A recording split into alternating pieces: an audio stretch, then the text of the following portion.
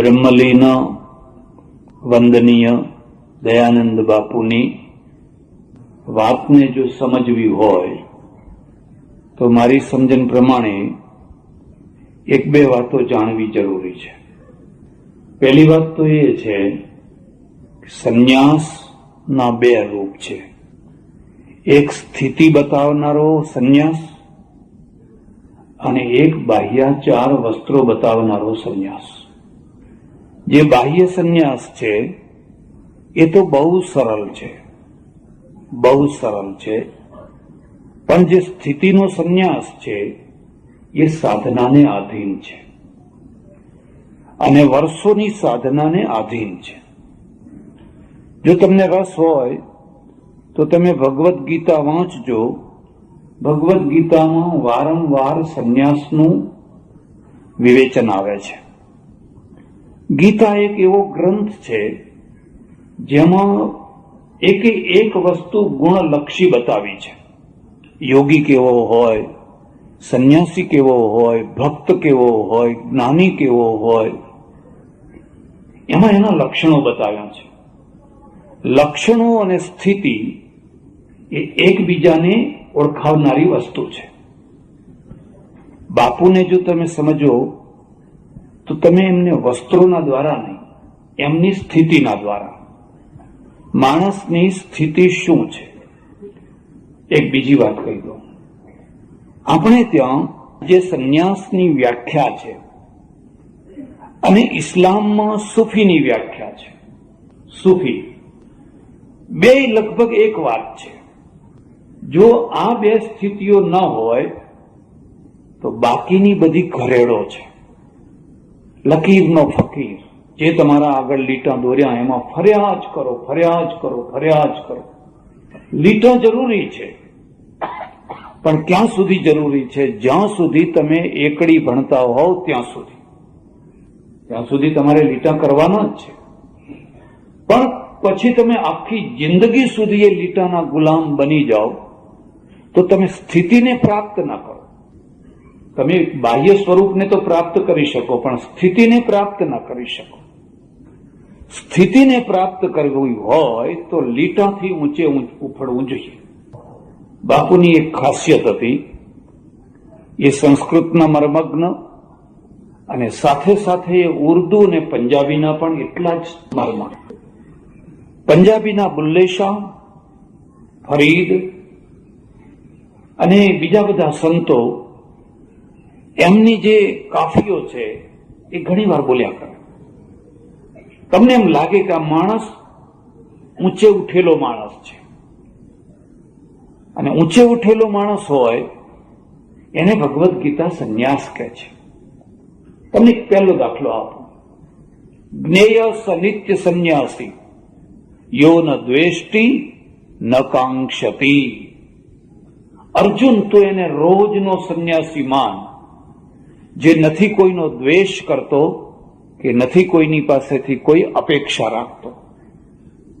એનો અર્થ એ થયો કે જ્યાં સુધી આ સ્થિતિ ન આવે ત્યાં સુધી તમે સંન્યાસની ભૂમિકાએ પહોંચેલા હોવ નહીં. તમે કોઈનો દ્વેષ કરો છો. એક બીજી વાત પણ યાદ રાખજો, વિરોધ અને દ્વેષ બે અલગ વસ્તુ છે. ગાંધીજી અંગ્રેજોનો વિરોધ કરતા હતા, અંગ્રેજોનો દ્વેષ નતા કરતા. ગાંધીજી આ દેશની જે બુરાઈઓ, ધાર્મિક બુરાઈઓ, સામાજિક બુરાઈઓ, એનો વિરોધ કરતા હતા, પણ દ્વેષ નતા કરતા. અને એનું પરિણામ એ આવ્યું કે એમની કોઈ ભાષામાં કોઈના માટે પણ હલકો શબ્દ વપરાયો નથી, અંગ્રેજો માટે નહીં. દ્વેષમાંથી એક નિયમ છે, કદી પણ દ્વેષવાળો માણસ સારી ભાષા ના બોલી શકે. તમે વિરોધ વ્યક્ત કરો, આ કાર્ય થાય છે એમાં હું સંમત નથી, અને વિરોધ તો કરવો જ જોઈએ. વિરોધ ન કરવાના કારણે દ્રૌપદીના ચીર ખેંચાયા. જો ભીષ્મે વિરોધ કર્યો હોત, જો દ્રોણે વિરોધ કર્યો હોત, જો એ સભાએ વિરોધ કર્યો હોત અને સભા ઉભી થઈ ગઈ હોત તો દુર્યોધનની તાકાત નહીં કે દ્રૌપદીના ચીર ખેંચી શક્યો હોત. પણ વિરોધ ન કર્યો, એક બીજી વાત યાદ રાખજો, વિરોધ કરવાનું બળ છે તમારી આત્મશક્તિમાં રહેલું છે. તમારા અંદર આત્મશક્તિ છે તો તમે વિરોધ કરી શકો. નહીં તો તમે જાણતા હોવ કે આ ખોટું થઈ રહ્યું છે પણ તમે વિરોધ ન કરી શકો. આપણે શું, ખોટું લાગશે, આમ થશે, તેમ થશે, ચૂપચાપ બેસી રહો. અંદર આત્મબળ હોય તો તમે વિરોધ કરી શકો.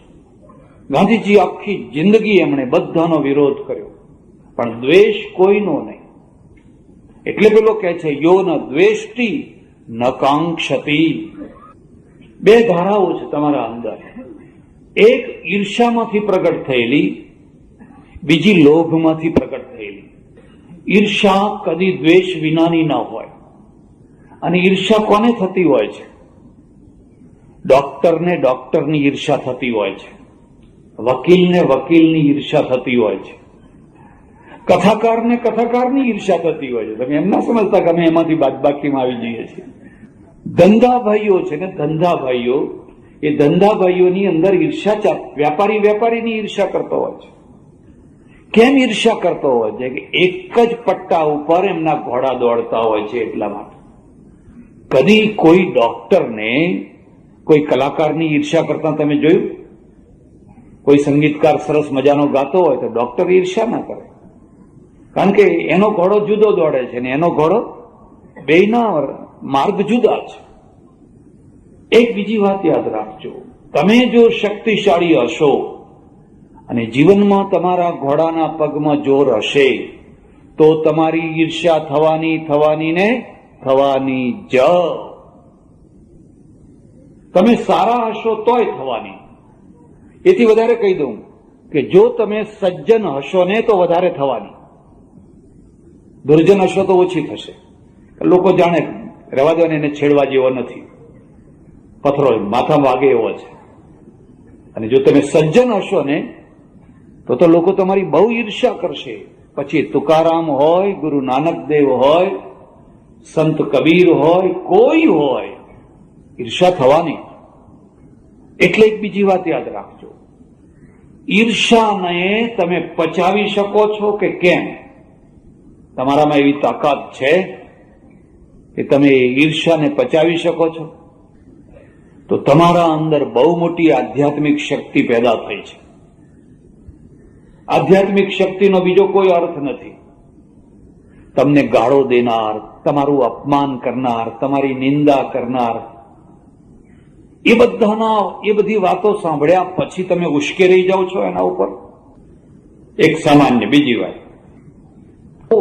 વાતમાં તમારા પોતાના પ્રકરણમાં ઉશ્કેરાઈ જતા હોવ તો તમે સારા પંડિત થઈ શકો, સારા વિદ્વાન થઈ શકો, સુફી ના થઈ શકો, સંત ના થઈ શકો. સુફીઇઝમ ને સંતઇઝમ જે છે એનો અર્થ જે છે કે વગર બોલે જે જવાબ આપે એનું નામ સુફી. વગર બોલે જવાબ મળી જાય.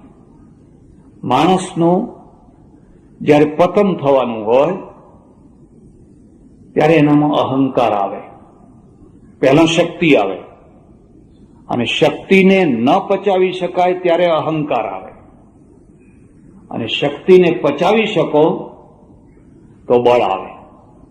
શક્તિ જો પચે તો તમારા અંદર બળ આવે, પણ જો ખાધેલું ન પચે તો આમ થાય,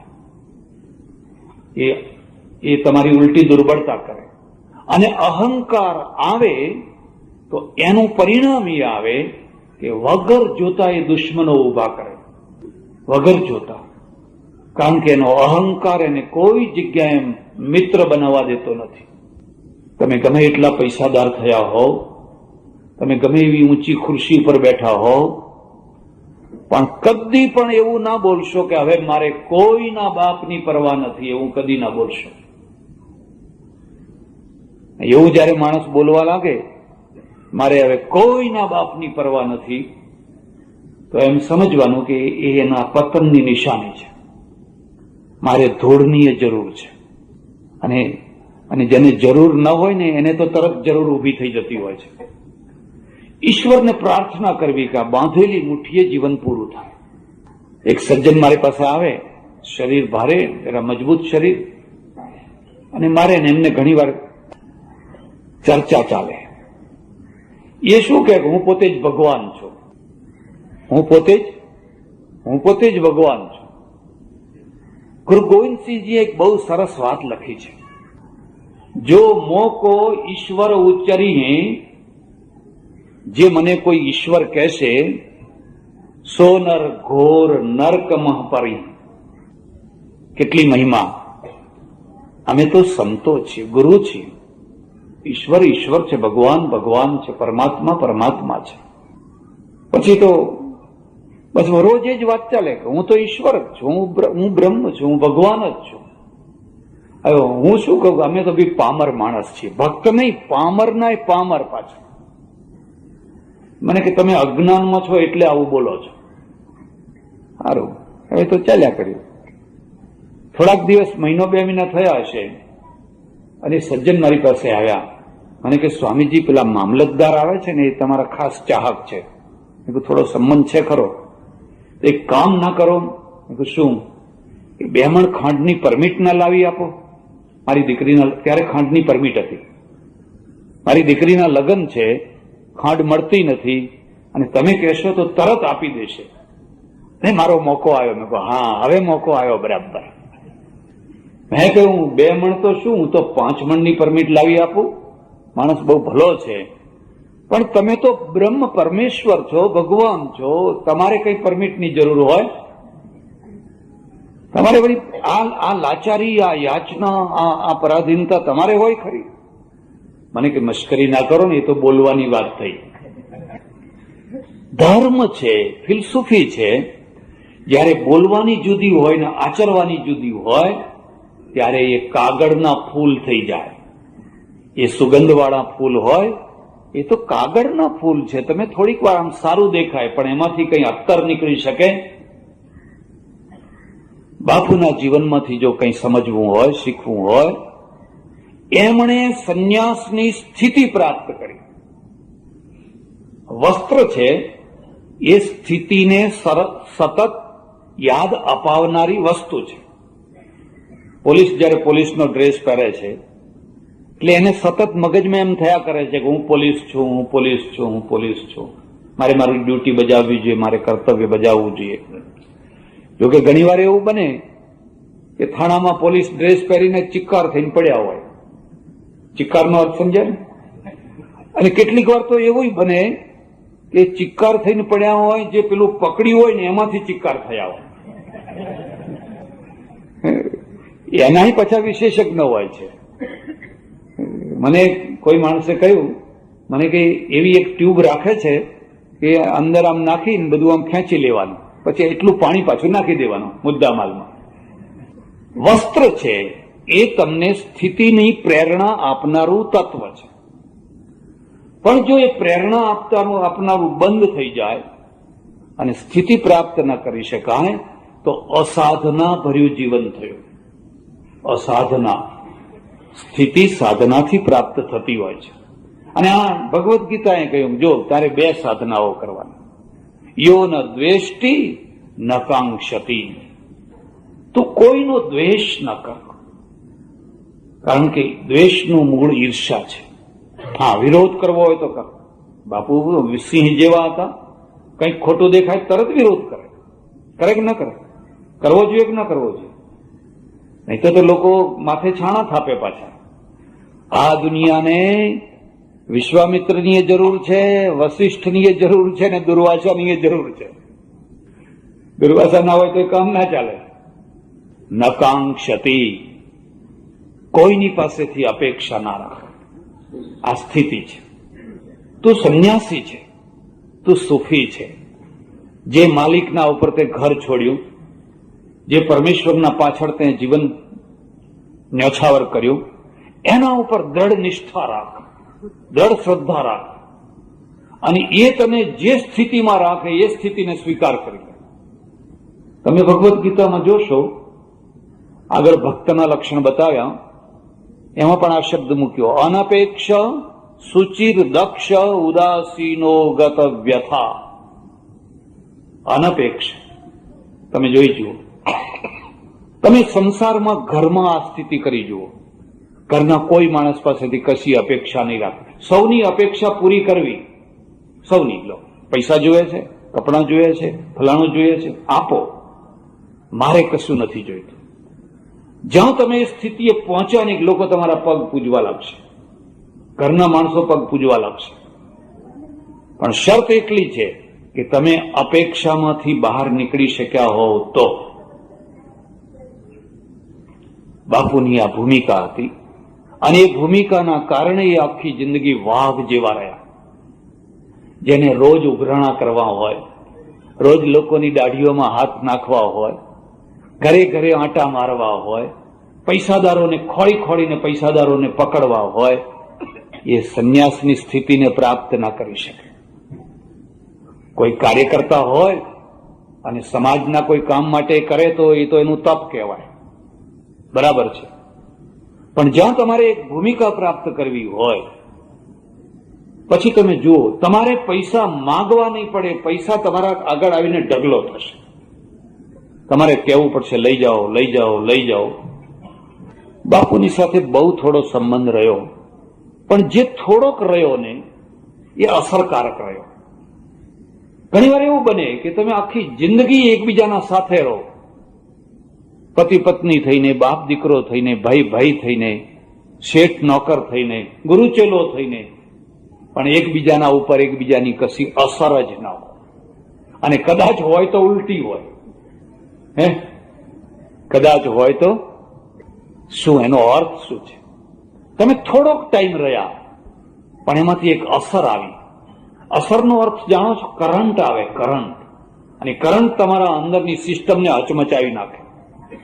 તમારા અંદર જે સિસ્ટમ છે, આખી સિસ્ટમને હચમચાવી નાખે. મેં જોયું કે આ એક મર્દ માણસ છે, એનામાં એક મર્દાંગી છે. બીજું જોયું કે એને ધર્મની ચિંતા છે, પ્રજાની ચિંતા છે, આશ્રમની ચિંતા નથી. તમને નવાઈ લાગશે, અમે 2 જ વાર મળ્યા, પણ મને એમ ના કહ્યું કે મારા આશ્રમને સંભાળજો કે મારા આશ્રમને ચલાવજો. એક શબ્દ ના બોલ્યા. આવડો વિશાળ અરે વિશાળ હોય કે નાનો હોય, મોહનું કેન્દ્ર છે, એમાં નાના મોટાને કોઈ પ્રશ્ન નથી. કરોડાધિપતિને એના બંગલામાં મોહ હોય તો અમને અમારી ઝોપડીમાં મોહ હોય, પણ મોહ તો સરખો જ હોય. પણ એમને કદી એમ ના કહ્યું કે તમે મારો આશ્રમ સંભાળજો કે આ બહેનોને સંભાળજો કે ફલાણું કરજો. કદી એક અક્ષર ના બોલ્યા. તો બોલ્યા તો શું બોલ્યા?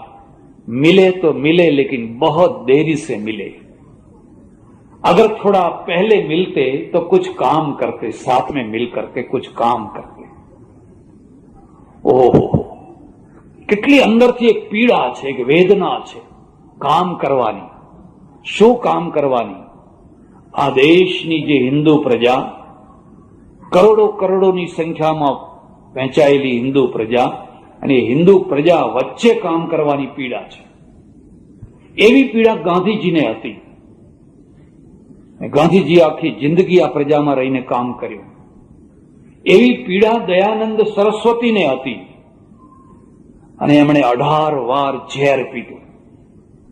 18 વાર ઝેર પીધું. લોકો જયારે એક તરફ ઘી કેળા ઉડાવતા હતા, ભંડારા ઉપર ભંડારા, દૂધપાક પૂરી ઉપર દૂધપાક પૂરી, ત્યારે આ કાઠિયાવાડનો એક મર્દ બચ્ચો ટંકારાનો રજવાડે રજવાડે ફરી અને સાચી વાત કહેવાના બદલામાં ઝેર પીતો. એ જ તમન્ના દયાનંદ બાપુને હતી. મેં જોયું એમની સાથે ચર્ચામાં, એમના ઉપર સંતોની અને સુફીઇઝમની બહુ મોટી અસર છે. જો તમે મને પૂછો તો હું તમને એમ કહી શકું કે એમની વેદનાને જો આપણે મૂર્ત રૂપ આપવું હોય અને પ્રજાને, ખાસ કરીને હિન્દુ પ્રજાને એમ કહેતા, તમને ખોટું ના લાગે તો એમ કહેતા, કાઠિયાવાડમાં જંગલમાં સિંહ થાય છે, ગામોમાં નથી થતા. ગામોમાં તો ખેરાલુના બાપુઓના ટોળે ટોળા ઉભા, કોઈ ભૂવા મંત્ર આવે ને કોઈ દોરા ને કોઈ ધાગા ને કોઈ આ મંત્રો ને આ મંત્રો ને પેલું મંત્રો ને. એ તો સિંહ થાય છે પણ જંગલમાં થાય છે. હું હમણાં અમેરિકા હતો, એક સજ્જનના ત્યાં ઉતરેલો, બધા મારી કેસેટો પ્રવચનો બધું એમણે સાંભળ્યું, બહુ પ્રભાવિત થયા. પછી મને કહે, સ્વામીજી અમારે ત્યાં એક બીજા મહારાજ આવેલા, એક ખાસ સંપ્રદાયના. તો મેં એને કહ્યું કે ભાઈ આપણે હવે ઘેટા પેદા કરવાનું બંધ કરો, આપણે થોડાક સિંહ બનાવો. ઘેટા તો બહુ બનાયા, પણ હવે થોડાક સિંહ પેદા કરો. મેં કહ્યું હા, બહુ સારી વાત. મને કહીશ, મહારાજે શું કહ્યું ખબર છે? કે જોજે હો, સિંહ ના પેદા કરાય, એ તો ત્રાડ નાખે, આપણા સામે જ ત્રાડ નાખે. એના કરતા ઘેટા હારા. માથું નીચું કરીને પાછળ પાછળ ચાલ્યા જ કરે. એ માથું નીચું કરીને પાછળ પાછળ ચાલ્યા કરે. પણ મેં પૂછ્યું કે એવું પાછળ પાછળ હજારો ચાલ્યા કરે, એથી ફાયદો શું? મુરાબ, તું સમજતો નથી. વર્ષમાં 2 વાર એની ઊન કાતરી લેવાની, એ ફાયદો. વર્ષમાં 2 વાર એની ઊન કાપી લેવાની, એ ફાયદો. આપણે સિંહની ઊન ના કપાય. તું કહે સિંહ બનાવો, સિંહ બનાવો. એટલે સિંહ તો ગુરુ ગોવિંદ સિંહ બનાવ્યા હતા ને. જો ચિડિયા સે બાજ લડાઉં તો મેં ગુરુ ગોવિંદ સિંહ કહેલાઉં. એમણે સિંહ બનાવ્યા હતા. અને એ સિંહ આજે પંજાબમાં તમે જુઓ તો મોગલોના છક્કા છોડાવેલા. એક મહારાષ્ટ્રમાં રામદાસ થયા હતા, એમણે એક સિંહ બનાવ્યો હતો, શિવાજી. એમણે પણ ત્યાં મહારાષ્ટ્રની અંદર 4 દુશ્મનોના છક્કા છોડાવ્યા હતા. અમારું કામ છે ઘેટા બનાવવાનું, કારણ કે અમારે ઊન કાપવા જોઈએ, અને તમારે ઊન કતરાયા વિના તમે રહી ન શકો. મને અમારા એક સચ્ચિદાનંદજી બીજા છે, મને કે આ બધી પંચાયત રવા દો, અને જેમ થતું હોય એમ કર્યા કરો બધાની માફક. શું? મને કે આ તમે ઊન નહીં કાપો તો આ બહારના આવીને કાપી જશે, એના કરતા ગુજરાતનું ઊન ગુજરાતમાં રહે એવું કરો ને. હવે ઊન વધે એટલે કતરાયા વિના રહેવાના નથી. તો આ બહારના બધા આવીને કાપી જાય છે, એના કરતા આપણે આપણું ઊન રાખી લો ને. દયાનંદ બાપુએ કદી ઊન કાપવાનું ગણિત ના ગણ્યું. જો એમણે ઊન કાપવાનું ગણિત ગણ્યું હોત ને તો એ કોઈ મહંત બન્યા હોત, બહુ મોટી ગાદીના મોટા મહંત બન્યા હોત. એ તો બધું શક્ય છે, એમાં કોઈ અશક્ય નથી. ટોળે ટોળા ઉભા કરી શકાય. એમના અંદર એક લગન હતી, એક પીડા હતી, એક વેદના હતી. ને મારા મનમાં પણ એ વેદના આજે પણ છે, અને એનું એક કારણ છે. જે સમાજમાં હું જન્મ્યો, જેનો હું રોટલો ખાઉં છું, જે મને કપડાં આપે છે, જે મને બધી સગવડો આપે છે, હવે અમારા આગળ 2 રસ્તા છે. કે એમને ગમે એવી વાતો બોલીને વાહ વાહ કરાવી લો, એમને ગમે એવું બોલવું. અને એક બીજો રસ્તો છે કે એમને ન ગમે એવું પણ હિતકારી હોય એ બોલવું, ભલે એમને ન ગમે તો ન ગમે. સંન્યાસનો અર્થ ખમા બાપુ કરવાનો નથી. એનો અર્થ છે કોઈ વાર કડવી વાત કહેવી હોય તો કડવી પણ કહી. અને બાપુ તો ખૂબ ખૂબ મસ્તીથી કહેતા, અને લોકો એમની વાતને સાંભળતા. મારી સમજણ પ્રમાણે બાપુના સંદેશને જો હિન્દુ પ્રજા સુધી ફેલાવવો હોય અને હિન્દુ પ્રજાને બળવાન બનાવવી હોય તો 4 કામો જરૂર કરવા જોઈએ. આ 4 વાતો યાદ રાખી લેજો. પહેલું, સંપ્રદાય મુક્ત ધાર્મિકતા. ધર્મ હોવો જ જોઈએ, પણ સંપ્રદાયથી મુક્તિ. જલ્દી મારી વાત તમારા મગજમાં નહીં ઉતરે. આપણે કમજોર ક્યાં થયા? કેમ આપણે કમજોર કેમ છીએ? 20,000 સંપ્રદાયો ભારતમાં. કેટલા? 20,000 સંપ્રદાયો, પંથો, મંડળો, પરિવારો. વિભાજન વિભાજન વિભાજન વિભાજન. અને હવે આ 20,000 ઉપર નવો નહીં થાય એની કોઈ ગેરંટી? દિવસ ઉગે ને એક નવો પંથ ઉભો થાય છે, એક નવો સંપ્રદાય ઉભો થાય છે. તમારે આ 20,000 ને 40,000 સુધી પહોંચાડવા છે, અને પહોંચાડશો તો પરિણામ શું આવશે? કોક તો શાંતિથી વિચાર કરો. હું ઘણી વાર વિચાર કરું, ગમે તે આવે ને, લોકો ઝંડો પકડાવે, ઝંડો પકડીને ચાલવા માંડે, કે અશ્વમેધ યજ્ઞ કે સ્વાહા. એટલે પણ કંઈક વિચાર તો કરો, કંઈક તો વિચાર કરો કે આ બધું શા માટે, શું થઈ રહ્યું છે. એટલે પહેલું સૂત્ર યાદ રાખજો, ધાર્મિકતા ખરી, ધર્મ હોવો જ જોઈએ, ધર્મ ન હોવો જેવું નહીં, પણ સંપ્રદાય મુક્ત ધાર્મિકતા, આ બેમાં ફરક છે. અને હું મારા ઘરની વાત નથી કહેતો, તમે ગીતા વાંચજો, એમાં માત્ર ધર્મ શબ્દ છે. યદા યદા હિ ધર્મસ્ય યતો ધર્મસ્તતો જય, માત્ર ધર્મ શબ્દ છે. તમે જૈનોમાં જઈને જોજો, મુનિ છે ને આશીર્વાદ આપે તો ધર્મ લાભ, એમ નથી કહેતા જૈન ધર્મ લાભ, વિશેષણ નથી બોલતા, ધર્મ લાભ. બૌદ્ધોના ત્યાં પણ શું છે? ધમ્મમ શરણં ગચ્છામિ, માત્ર ધર્મ શબ્દ. એમ નથી કહેતા કે બૌદ્ધ ધર્મમ શરણં ગચ્છામિ.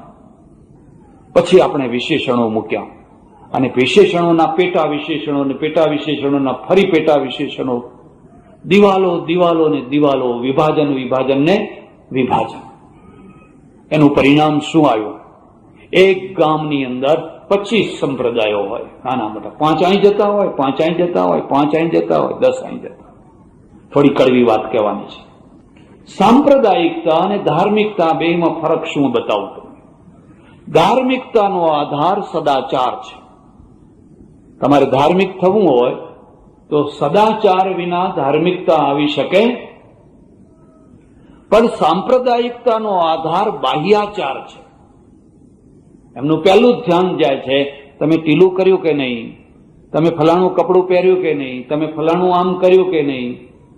આખું જે બાહ્ય રૂપ છે ને, એ બાહ્ય રૂપ ઉપર ભાર મુકાય છે. પેલાને બાહ્ય રૂપ પર કોઈ ભાર નથી. તમે પાટલું પહેરો તોય ધાર્મિક છો, ધોતિયું પહેરો તોય ધાર્મિક છો, ચોટી રાખો તોય વાહ વાહ, અને ન રાખો તોય ધાર્મિક છો. ધાર્મિકતા અંતરાચારને આધીન છે અને એક જ છે, આખી દુનિયામાં એક જ છે. એને સનાતન ધર્મ કહીએ છીએ. આ સનાતન આશ્રમ એમને એમ નામ નથી રાખ્યું, એટલા માટે એ સનાતન છે. ધર્મ એ માણસની સાથે જોડાયેલો ગુણધર્મ છે. સાંપ્રદાયિકતા છે, એમાં ઘણી સારી વાતો હોય, એમાં કોઈ ના નહીં, પણ એનો મુદ્દો શું છે કે સારી વાતો ઉપર ભાર ઓછો અને બાહ્યાચાર ઉપર ભાર વધારે. તમે ડુંગળી ખાવ છો, તમે લસણ ખાવ છો, તમે રાત્રે ભોજન કરો છો. એક સજ્જને મને કહ્યું, તમે તો સ્લીપર પહેરો છો. મેં પહેરીએ છીએ. અરે મને કહે, સાધુ થઈને સ્લીપર પહેરો છો? તો મેં કહું, હવે સાધુ થઈને મારે શું કરવું એ તો મને કહો. મારે જોકર થઈ જવું? તમે જેમ બધા નચાવો એમ મારે નાચવું? ના કહે, અમારા સાધુ ના પહેરે. મેં કહ્યું, તમારા સાધુની તાકાત નહીં કે પહેરી શકે. એને પહેરવું હોય તો એ પહેરી શકે. કેમ? એ નિયંત્રણ છે, ત્યાગ નથી, એ નિયંત્રણ છે. એ નિયમ છે, કઠોર નિયમ છે. જેમ જેલનો કેદી હોય ને જેલના કેદી માટે નિયમ હોય કે બીડી ના પી શકે, પીવે તો છાની છપની પીવે. આ નિયંત્રણ છે. આ એટલા માટે પહેરીએ છીએ કે કોઈનું થૂંક પડ્યું હોય, કોઈનો કપ પડ્યો હોય, કોઈની વિષ્ટા, આપણે ત્યાં બધું ગંદકી પડી હોય, એ પગમાં ના લાગે એટલા માટે પહેરીએ છીએ. પણ કે તમે તો અમારા સાધુ જેવું તપ ના કરો, એમ કે એટલો બધો તિતિક્ષા ના કરો. તમારા કરતા મારા અનુભવો વાંચજો. તમે જેને વાંચ્યું હશે એને ખબર હશે. પણ એના પરિણામ હોય તો કરું. અને કે અમારા સાધુઓ તો વાળ ખેંચી ખેંચી પોતાના જાતે ખેંચે. મેં કહું, હું ચામડું ખેંચું, બોલો, પણ મને એનું પરિણામ બતાવો. આમ કરવાથી શું થાય? એનાથી દેશનું ભલું થાય છે, એનાથી આત્માનું ભલું થાય છે, એનાથી સમાજનું ભલું થાય છે, એનાથી કોઈ માનવતાનું કલ્યાણ થાય છે. ગાંધીજીને હું ત્યાગી માનું છું, સંન્યાસી માનું છું. એકદમ નોર્મલ સહજ જીવન, અને છતાંય એના ત્યાગની કોઈ સીમા નહીં. કરોડોનું ફંડ ફાળો, પણ એક પૈસાનું કોઈ ભૂલ ના કાઢી શકે ને એક પૈસાની કોઈ આગી પાછી કોઈ એમાં આંગળી ના ચીંધી શકે. એટલે સાંપ્રદાયિકતા છે એ આપણા માટે એક વિચારણીય પ્રશ્ન. એમાંથી બીજું શું થતું હોય છે? માનો કે આ બાઢડા ગામ છે, હું તો જાણતો નથી, પણ છતાં હું તો ઉદાહરણ માટે કહું છું. આખા ગામમાં એક જ ધર્મ હોય, એક ભવ્ય મંદિર બાંધો, રોજ સાંજે બધા ભેગા થાઓ, આરતી કરો, કીર્તન કરો, ભજન કરો, સમૈયા કરો, બધું કરો, પણ જ્યાં જુદા જુદા પંથો નીકળ્યા નહીં કે મંદિરની બાજુમાં બીજું મંદિર, બીજા મંદિરની બાજુમાં ત્રીજું મંદિર, ત્રીજા મંદિરની બાજુમાં ચોથું મંદિર, પાંચમું મંદિર, 10મું મંદિર. આ ગામની આવશ્યકતા નથી, આ અમારી આવશ્યકતા છે. ગામની હરિદ્વારમાં જઈને જુઓ, હરિદ્વારમાં 10,000 મંદિરો છે અને મુંબઈમાં જમીનનો જે ભાવ છે એના કરતા હરિદ્વારમાં મોંઘો છે. 3,000 આશ્રમો અને 10,000 મંદિરો. આ પ્રજાની આવશ્યકતા નથી, કારણ કે દરેકના અલગ અલગ સંપ્રદાય છે. દરેકને પોતાનું મંદિર અલગ બનાવવાનું, પોતાનો આશ્રમ અલગ બનાવવાનો, પોતાના વાડા અલગ છે. અને આટલેથી કામ અટકતું નથી. એ બનાવવા માટે ફંડફાળા કરવા પડે. જે પ્રજા એક જ મંદિરના પૈસા આપીને ભવ્ય મંદિરમાં આરતી, પ્રાર્થના, ઉપાસના કરી શકતી હતી, એ જ પ્રજા હવે 10 ભાગમાં વહેંચીને 10 મંદિરો ઉભા કરે. અંતે તો પ્રજાના પૈસે થવાના ને. આ તો આટલે જ અટકતી નથી. હવે આ 10 મંદિરોને ચલાવવા માટે પાછા 50 સાધુ જોશે. એટલે હવે એ તમારામાંથી જ લેવાના. કેટલીક વાર અમારે ત્યાં આવે, કેટલીક વાર લઈએ, કેટલીક વાર પડાવીએ, કેટલીક વાર ઝપાટો મારીએ. આ તો તમને ખબર નથી બધી. એક સંસ્થા હોય, તમે ચર્ચોમાં જઈને જુઓ કેમ આખી દુનિયામાં એ ફેલાવા લાગ્યા. એક ચર્ચ હોય તો બીજું ના કરી શકો. એક જ પાદરી એક ગામમાં ચર્ચ કર્યું હોય, આખા બધાને ચલાવી શકે. હવે આપણે એટલા બધા સંપ્રદાયો ઉભા કર્યા, એટલા બધા સંપ્રદાયો ઉભા કર્યા, દરેકને જુદું જુદું. કોઈના ત્યાં 2 માણસો દર્શન કરવા જાય છે, કોઈના ત્યાં 5 જાય છે, કોઈના ત્યાં 10 જાય છે, કોઈના ત્યાં કોઈ જતું જ નથી. આલીશાન બધું કરીને બેઠા છે. હવે નિભાવવાની ચિંતા છે કે હવે પાછળ ગાદીમાં કોઈ આવશે કે નહીં આવે. બાપુ પાસેથી મને પ્રેરણા એ મળી, જો આ પ્રજાને બળવાન કરવી હોય તો વલ્લભભાઈએ જે રજવાડાઓનું કામ કર્યું એ કામ આ ધર્મમાં કરવાની જરૂર છે. 600 ઉપરના રજવાડા એક થયા તો અખંડ રાષ્ટ્ર થયું ને. અને 600 ના 1200 થયા હોત, 1200 ના 1500 થયા હોત તો આપણી દશા શું હોત? શું હતી દશા? જયારે આ કાઠિયાવાડમાં 200 ઉપર રજવાડા હતા ત્યારે કાઠિયાવાડની શું દશા હતી? આજે બધા એક થઈ ગયા. જો રજવાડા એક થાય, રાજાઓ જો આ ત્યાગ કરી શકે તો સંપ્રદાયો કેમ એક ના થઈ શકે? અને એક થાય, પોતાની મૂળ માં છે, મૂળ જે આપણું થળ છે, એ થળમાં જો બધા એક થઈ જાય તો એથી લાભ થાય કે નુકસાન થાય? પણ શરત એકલી છે કે સમર્પિત થાય તો થાય. જો સમર્પણ કરવા ના થાય તો એક થઈ શકે. એટલે હું તમને પહેલી વાત કહું છું, ભલા થજો. કોઈ પણ મહાપુરુષ હોય એને પગે લાગજો, એની પાસેથી સારી વાત શીખજો, પણ કદી કોઈ વાડામાં ના પડશો.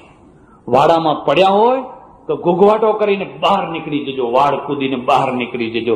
બે બે બે ઘેટા થઈને અંદર વાડામાં પૂરે. અને ઘેટું છે ને એ વાડા વિના રહી ન શકે. જો એકાદ ઘેટું રાત્રે નીકળી ગયું હોય, આખી રાત બે બે કરે, ફરી પાછું એ વાડામાં નહીં તો બીજામાં નાખો ત્યારે એને શાંતિ થાય. પણ મૂળ એ વાડા વિના રહી શકે. અને ઘેટાનું વ્યક્તિત્વ કેટલું! શું મારે મારા દેશની પ્રજાને ઘેટા બનાવવી છે? શું અમે બધા ઘેટા બનાવવા માટે સંન્યાસી થયા છીએ? અને જો એ કામ જ કરવાનું હોય તો અમે ધર્મનું અહિત કરીએ છીએ. આના દ્વારા ધર્મનું હિત નહીં પણ ધર્મનું અહિત કરીએ છીએ. ગુરુ ગોવિંદસિંહે ઘેટા ના બનાવ્યા, એમણે સિંહ બનાવ્યા. અને સિંહે ત્રાડ મારી પેલા દિલ્હી વાળા ઉપર. ગુરુ તેગ બહાદુરે બલિદાન આપ્યું એક પછી એક, અને ત્રાડ એટલી ભયંકર હતી કે દિલ્હીના પાયા હચમચી ઉઠ્યા. હવે આપણે શું શીખવાડીએ? તમારે કશું કરવાનું નથી. હમણાં કલયુગ ચાલે છે, આટલા વર્ષ બધા જશે, બધું પૂરું થશે, પછી ભગવાન અવતાર લેશે.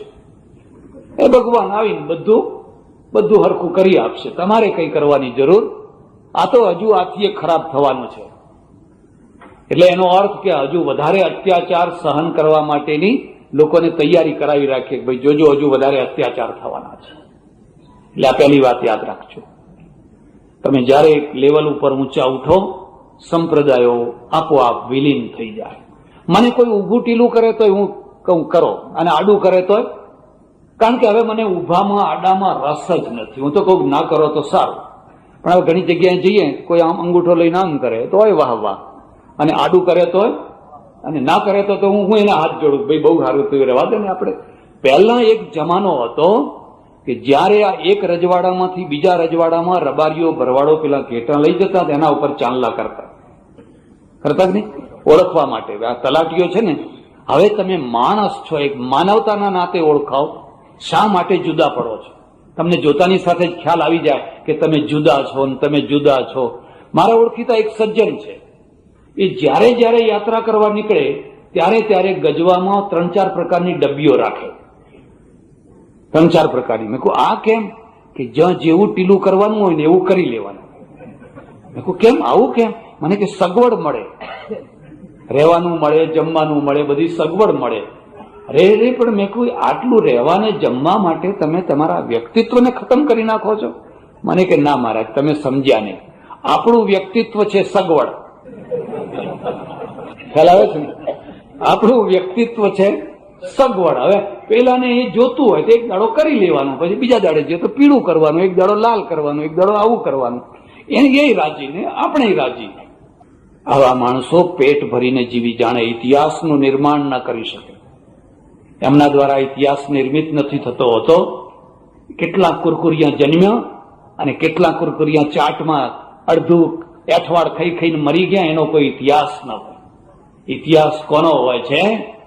પેલા સુબાએ કહ્યું કે આ 2 છોકરાઓને ચણી કાઢો દિવાલમાં. સામે ખુરશી નાખીને બેઠો ને કહ્યું ઇસ્લામ સ્વીકાર કરો, એ તો તમને ચણી નાખવામાં આવશે.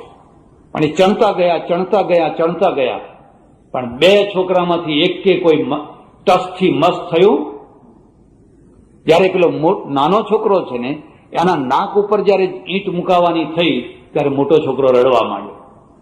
એટલે પેલા સુબાને થયું કે હવે બીક લાગી, બોલો ઈંટો કઢાઈ નાખું?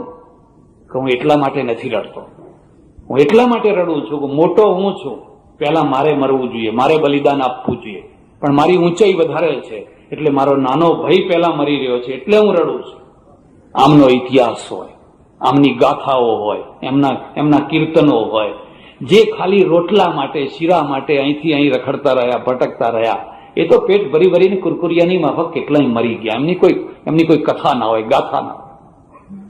બીજી વાત યાદ રાખજો, મતાંતર મુક્ત ફિલસૂફી, અધ્યાત્મ. આપણા ત્યાં મતાંતર મુક્ત અધ્યાત્મ. તમે ઉપનિષદમાં જોજો, ઉપનિષદનું અધ્યાત્મ શું! ઓહો, ગુરુ ગ્રંથ સાહેબમાં એક છે, એમાં સંતોની વાણી છે, એમાં ફકીરોની વાણી છે. કોઈની સાથે એલર્જી નથી. તમે કદી પણ કોઈ એક મતમાં ના વળગી જશો. મતમાં વળગી જશો તો વાદી થશો, અને વાદી કદી પ્રતિવાદી વિનાનો હોય. વાદ હોય ત્યાં પ્રતિવાદ હોય જ. તમને અદ્વૈતમાં રસ પડ્યો, ભલે રસ લો, બોલ ના કરો, એ આચરી બતાવો. આ જગત મિથ્યા છે એવું આચરી બતાવો. હવે જગતને સૌથી વધારે બાત ભીડીને બેઠા હોય અને પછી કે મિથ્યા છે. મારે ત્યાં એક સજ્જન આવતા, પ્રજાપતિ હતા, ચુસ્ત વેદાંત સિવાય વાત ના કરે. પછી કે ત્રણેય કાળમાં નથી એમ બોલે. હું ધીરે રહીને એના ગજવામાં હાથ નાખું. એમ ગજવું હોય ને એમાં હાથ 5-25 રૂપિયા જ હોય, વધારે ના હોય. જ્યાં એને ખબર પડે એટલે આમ હાથ દબાઈ દો, હું કરે. હવે એમાં કઈ 25 રૂપિયા માંડો હોય, હું હાથ છોડું નહીં. મને કે એ હાથ કાઢી લો એમ. અરે મેં કહ્યું જગત મિથ્યા છે, આ ખોડિયું મિથ્યા છે, ઉપરનો જબ્બો મિથ્યા છે, અને જબ્બામાં રહેલું સાચું થઈ ગયું, પાછું એના ગજવામાં રહેલું સાચું થઈ ગયું. તમારા મત, તમારી માન્યતાઓ તમારા આચરણમાંથી ટપકવી જોઈએ. તમે બોલો કઈ અને બીજી તરફ તો કઈ જુદું હોય તો ઉલટી વિડંબના થશે.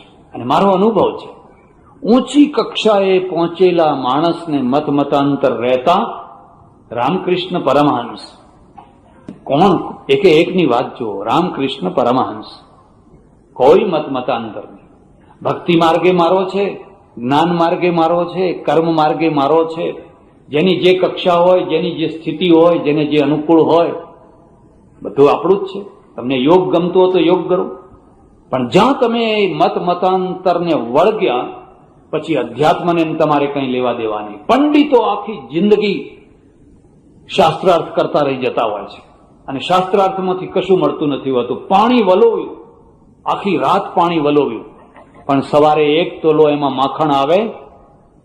માખણ તો દહીં વલોવતો આવે, પણ દહીં તો મળ્યું જ નથી. આ તો પાણી જ વલોવાનો ધંધો. મહેનતમાં કચાશ નથી રાખી.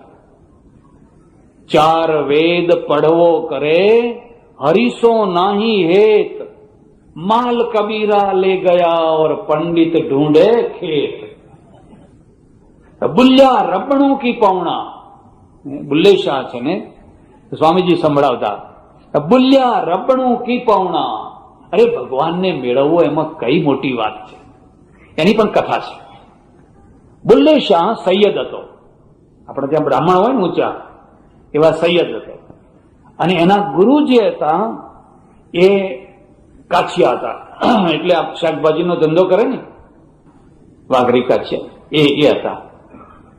ફરતા ફરતા એમના ત્યાં ગયા, મુર્શિદ ચાહીએ, મુર્શિદ ચાહીએ, મુર્શિદ ચાહીએ. તો પેલા બેઠા બેઠા ડુંગળી વાવે, ડુંગળીના રોપા છે ને એ ક્યારામાં લગાવે. આ બેઠો બેઠો બેઠો બેઠો બેઠો.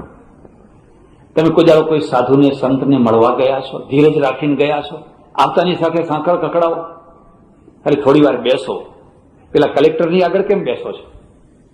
ઇન્કમ ટેક્સ વાળા આગળ કેમ બેસો છો? અહીં પેલો કંઈ ધ્યાનમાં બેઠો હોય કે ભજનમાં હોય, એના કામમાં હોય, થોડી ધીરજ રાખો. હાથ જોડીને બેસી રહ્યો, પછી આમ આંખો ચીકરી. એક બીજી વાત હું તમને કહું છું, કોઈ ગ્રહસ્થ હોય, કોઈ શાકભાજીનો ધંધો કરતો હોય, કોઈ હીરાનો ધંધો કરતો હોય, ગમે તે ધંધો કરતો હોય, અધ્યાત્મ એની નસે નસમાં હશે તો એના ચહેરા ઉપર ને એની વાણી ઉપર એનો પ્રતાપ હશે. ભલે પિંજારાનું કામ કરતો હોય, પણ જો એના અંદર આધ્યાત્મિક શક્તિ જાગી હશે તો તમને તરત જ એની આભા આવી જશે કે આ માણસમાં કંઈક દૈવત છે. પેલો એની મસ્તીમાં લગાવ્યા.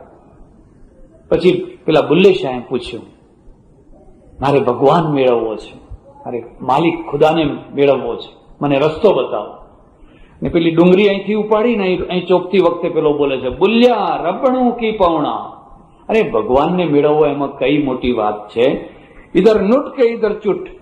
અહીંથી ઉખેડીને અહીં લગાવ. એટલે અહીંથી ઉખેડીને અહીં ચોંટાડે ને, એનો અર્થ છે આ પ્લગ જે અહીં લાગેલો છે ત્યાંથી ખેંચી લે, અહીં લગાવી દે એટલે તારું કામ ચાલુ.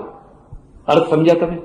સ્વાર્થનો જે પ્લગ લાગેલો છે, સ્વાર્થનો, એ ખેંચી લે અને પરમાર્થમાં લગાવી દે, અને પરમાર્થનું એક કામ પરમાત્માના દરબાર સુધી પહોંચાડી દેશે. તારું કામ જ તને પરમાત્માના દરબાર સુધી પહોંચાડી દેશે. શરત એટલી છે કે તારો પ્લગ પરમાત્માના પ્લગમાં લાગેલો છે કે. એટલે હું તમને બીજું કહું છું, મત મતાંતરમાં કદી ઝઘડા ના કરશો. તમારે આધ્યાત્મિક શક્તિનો વિકાસ કરવો હોય તો જરૂર કરજો. એના 2 મૂલાધાર છે, એક શ્રદ્ધા અને એક ઉપાસના. અંધશ્રદ્ધાનો વિરોધ છે, શ્રદ્ધાનો નહીં. હું જયારે વિરોધ કરું છું ત્યારે અંધશ્રદ્ધાનો કરું. શ્રદ્ધાના ચરણો તમે અશાંત થઈ જશો, રખડી રખડીને ભટકી ભટકીને હેરાન થઈ જશો. બહુ મોટું બળ છે. એટલે શ્રદ્ધા અને ઉપાસના આ 2 એના અવલંબન છે. એ 2માં કોઈ પણ લઈને બેસી જાઓ, તમને જે મંત્ર ગમે, જે ભગવાન ગમે, જે પદ્ધતિ ગમે, આ કરો તો તમારી આંતરિક. અને જ્યાં તમે એક સ્થિતિએ પહોંચશો તમને એમ લાગશે કે ઈશ્વર અલ્લાહ તેરો નામ સબકો સન્મતિ દે ભગવાન. હમણાં કાલે મારે ત્યાં એક આશ્રમમાં સજ્જન આવ્યા હતા. મને કહ્યું કે અમુક ફલાણા ગામમાં અમુક સંપ્રદાયના મંદિરમાં ભગવાન કૃષ્ણને પગે લાગાડતા બતાવ્યા. જેવા ચિત્રણ કર્યું છે કે ભગવાન કૃષ્ણ છે એ પગે લાગે છે. અમારા ભગવાન મોટા અને આ કૃષ્ણ નાના, એટલે કૃષ્ણને પગે લગાડ્યા. આ શું બતાવે છે? અહીંયા કોઈ આધ્યાત્મિક સ્થિતિ? અરે ઈશ્વર અલ્લાહ તેરે નામ. તમે જપજી સાહેબ વાંચજો. જપજી સાહેબનો જે પહેલો મંત્ર છે ને, અલખ પુરુખ, એક અકાલ, એમાં રબ પરમેશ્વર, બધા નામ અંદર અલ્લાહ, બધું અંદર વણી લીધેલું છે, કારણ કે માણસની ઊંચી સ્થિતિ છે એટલા માટે.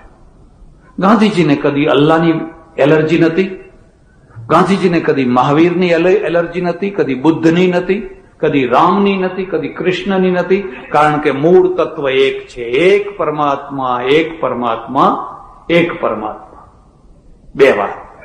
ત્રીજી વાત કહું છું, ઈશ્વરને જરૂર માનજો, પણ કદી પણ કોઈ વ્યક્તિને ઈશ્વર ના માનશો. હિન્દુ પ્રજા વ્યક્તિ પૂજામાં ગળા બૂડ ડૂબવા માંડી છે. અમારું કામ પૂજાવાનું નહીં, તો અમે દ્રોહી કહેવાય. અમારું કામ પરમેશ્વર તરફ વાળવાનું છે, અમારા તરફ વાળવાનું નહીં. હવે મુશ્કેલી એ થઈ ગઈ છે કે ભગવાનને હાંસિયામાં કાઢી મૂક્યો અને ભગવાનની જગ્યાએ હું જ બેસી ગયો. મારા ફોટા, મારી મૂર્તિ, મારી પૂજા, મારું જ બધું ચારે તરફ થઈ રહ્યું છે. તમને નથી લાગતું આ રીતે તો પ્રજા કોઈ દિવસ બળવાન થઈ શકે? કેટલી વ્યક્તિઓને તમે પૂજશો? હા, વ્યક્તિના ગુણોને પૂજો. વ્યક્તિ મહાન હોય તો એને સંત તરીકે પૂજો, વીર તરીકે પૂજો, નેતા તરીકે પૂજો, એની કોઈ ના નથી. પણ કોઈ પણ વ્યક્તિ ગમે એટલી મહાન હોય, એને કદી ભગવાન તરીકે પૂજવાની હોય? કબીરનો એક બહુ સરસ દોહરો છે, યાદ રાખવા જેવો છે. કેટલાક ધ્રુવ વાક્યો હોય છે. સાહબ સબકા બાપ હૈ, साहब सबका बाप है, बेटा किसी का नाई, और बेटा होके अवतरे सो तो साहब, बेटा होके अवतरे सो तो साहब. આ જ વાત આપણા ઉપનિષદોમાં છે. આપણે ઉપનિષદોને ભૂલ્યા અને આ દુર્દશા થઈ. જો આપણે ઉપનિષદોના રસ્તે ચાલ્યા હોત ને તો હિન્દુ પ્રજાની આ દુર્દશા ના થઈ હોત. મહાનમાં મહાન, સમર્થમાં સમર્થ ઋષિ છે, પણ એકમેવા દ્વિતીયમ, એ પરમેશ્વર એક છે, અદ્વિતીય છે. વ્યક્તિ પૂજા ના કરશે. કોઈ સમર્થ પુરુષ હોય એને પગે લાગો, એની કોઈ ના નહીં. એક મુસલમાન સજ્જન સાથે થોડો મેળાપ થયો અને હું એની પાસેથી શીખ્યો. મને એક વાત, હું તો કહું છું કે તમે બધાની પાસેથી શીખજો, મગજ ખુલ્લું રાખજો. એણે કહ્યું કે અમે અલ્લાહને સિજદો કરીએ, બંદાને નહીં, માણસને નહીં. માણસને સલામ કરીએ, બેયમાં ફરક રાખ્યો. મેં કહું અમે ઉલટું કર્યું છે. અમે ભગવાન છે ને, ભગવાનને તો પગે લાગીએ કે ના લાગીએ, પણ માણસના આગળ દંડવત કરીએ, પાછા લાંબા દંડવત, અને ભગવાનને તો ભૂલી જઈએ. આપણે આ વ્યક્તિ પૂજાથી બચવાનું છે. દયાનંદ બાપુ સમર્થ પુરુષ હતા, પણ એમણે કદી પોતાની જાતે પોતાનો પ્રચાર ના કર્યો. જે કંઈ થોડા ઘણા પ્રેમીઓ આવતા હતા, એમના ગુણોના કારણે આવતા હતા. અને મને ખબર છે અહીંયા સંગીત જામે, શાસ્ત્રીય સંગીત, એવું શાસ્ત્રીય સંગીત રાત ઢળતી હોય અને દેશના ઊંચા ઊંચા કલાકારો પોતાના વાજિંત્રો લઈને આવે, લોક કલાકારો આવે, લોક ડાયરો કરે, રાગ રાગણી સમજનારા આવે, અને પછી શાંતિથી એ સ્વરની અંદર પરમેશ્વર છે. જો એ સ્વરને મેળવતા આવડે તો એ સ્વરમાં પરમેશ્વર છે. અહીંયા સંગીત થતું, માનવતાના કાર્યો થતા. દુષ્કાળ પડ્યો હોય, ગાયોને બચાવો. પાણી ના હોય, ગામને પાણી આપો. માનવતાના કાર્યો હંમેશા ઉદારતાથી. પણ એમણે કદી એમ ના કહ્યું કે તમે મારી પૂજા કરો અને હું તમારો ભગવાન છું. કદી એવું ના કહ્યું. એ જાણતા હતા ગુરુ ગોવિંદસિંહજીની પરંપરામાં. તમને ખબર હશે, મૂળમાં દયાનંદ બાપુ શીખ હતા અને કોઈ ટાઈમે પંજાબમાંથી નીકળી ગયેલા.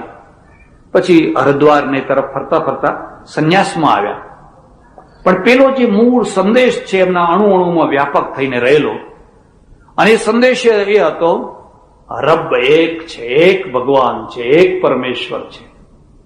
અમે એના મુનિમ છીએ, અને એના મુનિમ છીએ એટલે અહીં બેઠા છીએ. જો એના મુનિમ ન થયા હોત તો પેલા જોડા આગળ કોઈ બેસવા ના દો.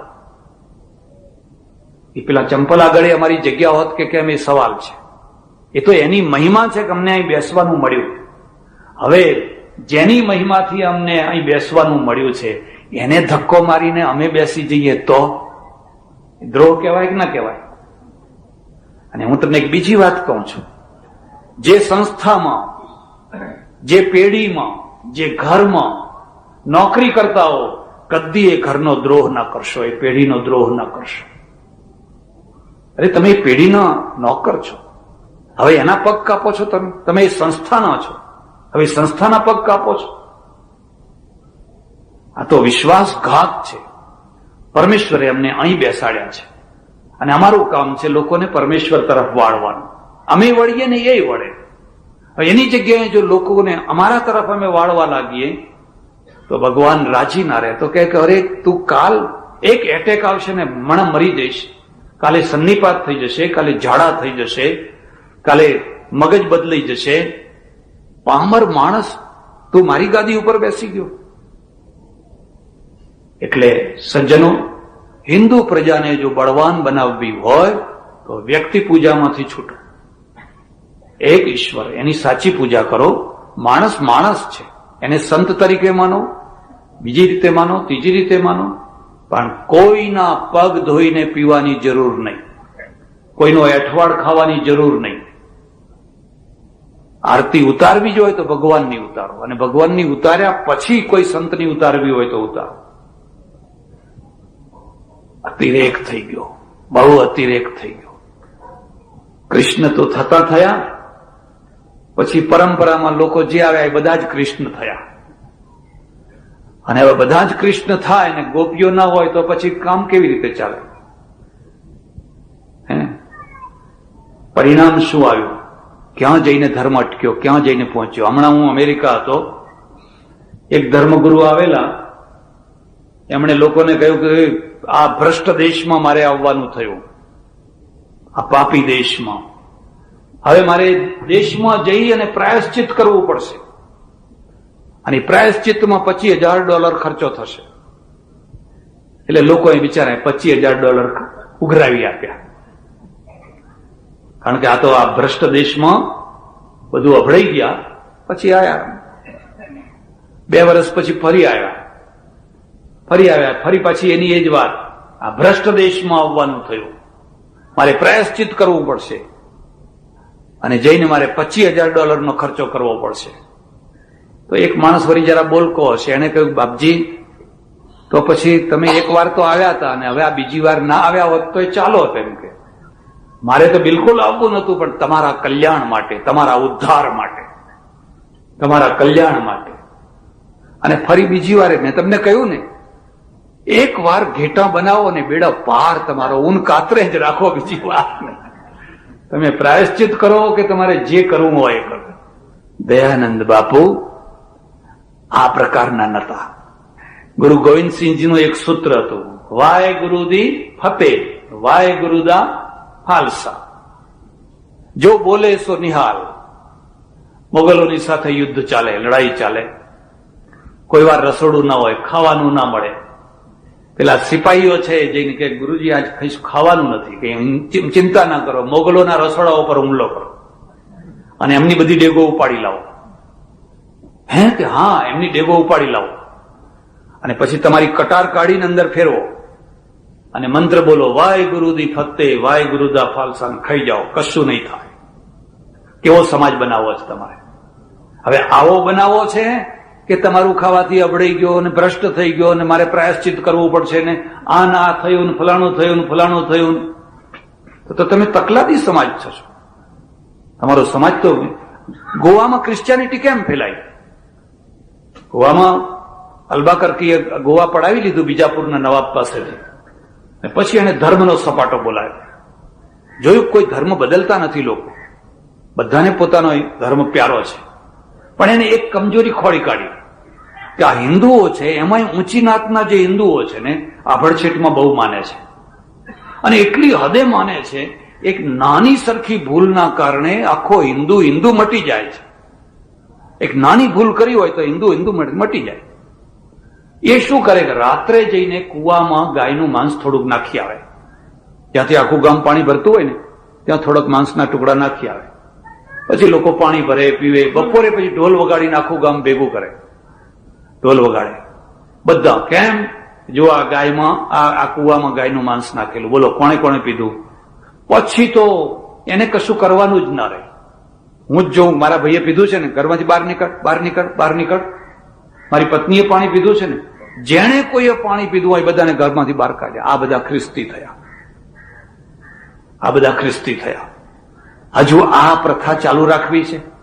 અભડાઈ ગયા ને વટલાઈ ગયા ને આ ફલાણું આમ થયું ને. પેલા એ કહ્યું, જો બોલે સો નિહાલ કરો, કોઈ અભડાતું નથી. તમે શીખોનું લંગર જોયું છે કદી? કોઈ વાર જજો શીખોના લંગરમાં, કોઈ ભેદભાવ નહીં. માથે એક કપડું નાખવાનું, લાઈનમાં બેસી જાઓ. જે દાલ રોટી હોય સૌના, એમ નહીં પૂછવાનું કે આ બ્રાહ્મણોની પંગત છે કે આ ફલાણાની છે કે આ ફલાણાની છે કે આ ફલાણાની છે. તમારે જો આખી પ્રજાને શક્તિશાળી બનાવવી હોય તો આ બાપુનો રસ્તો છે. અને રસ્તો એ છે કે આ બધાથી મુક્ત થાઓ, એક પરમેશ્વરમાં દ્રઢ આસ્થા, અને એટલો ચોથી વાત કહી દઉં, એક માનવતા, એક બાપનો પરિવાર. આપણે બધા એક સરખા છીએ. મંદિરોને દુકાનદારી ના બનાવો. આપણે તો મંદિરો નથી બનાવ્યા, દુકાનદારી બનાવી છે. ને મેં તમને કહ્યું ને કે મારે તો તમને ખોટું લાગે એવું બોલવાનું જ છે ને. કોઈ મસ્જિદમાં જઈને જોજો, એમાં ભાવતાલ લખેલા છે કે નમાજ પડવાના આટલા ભાવ? કોઈ લખેલા છે? કોઈ ચર્ચમાં જઈને જોજો. આપણા મંદિરોમાં કેમ ભાવતાલ લખ્યા છે? એ આખું લાંબુ લિસ્ટ બહુ, રાજભોગ કરવો હોય તો આટલા, ને ફલાણો ભોગ કરવો હોય તો આટલા, ને પેલો ભોગ કરવો હોય તો આટલા. લખ્યું છે કે નથી લખ્યું? હવે તમે શું કરીને બેઠા છો?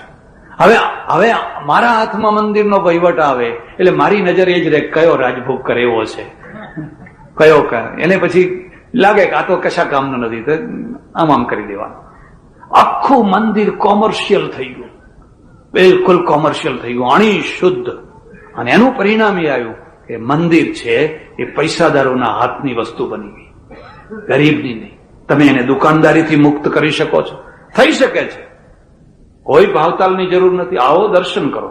ઈચ્છા હોય ને 2 પૈસા મૂકવા હોય તો મૂકો પેટીમાં, ના મૂકવા હોય તો કઈ નહીં. તોય ચાલવાના, આમે ચાલવાના, તોય ચાલ.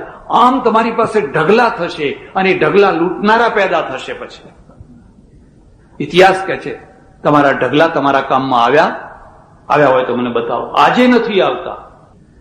મારા એક જૈન સજ્જન છે ઓળખીતા, મને ઘણીવાર મુંબઈમાં જૈન લોકો બોલાવે.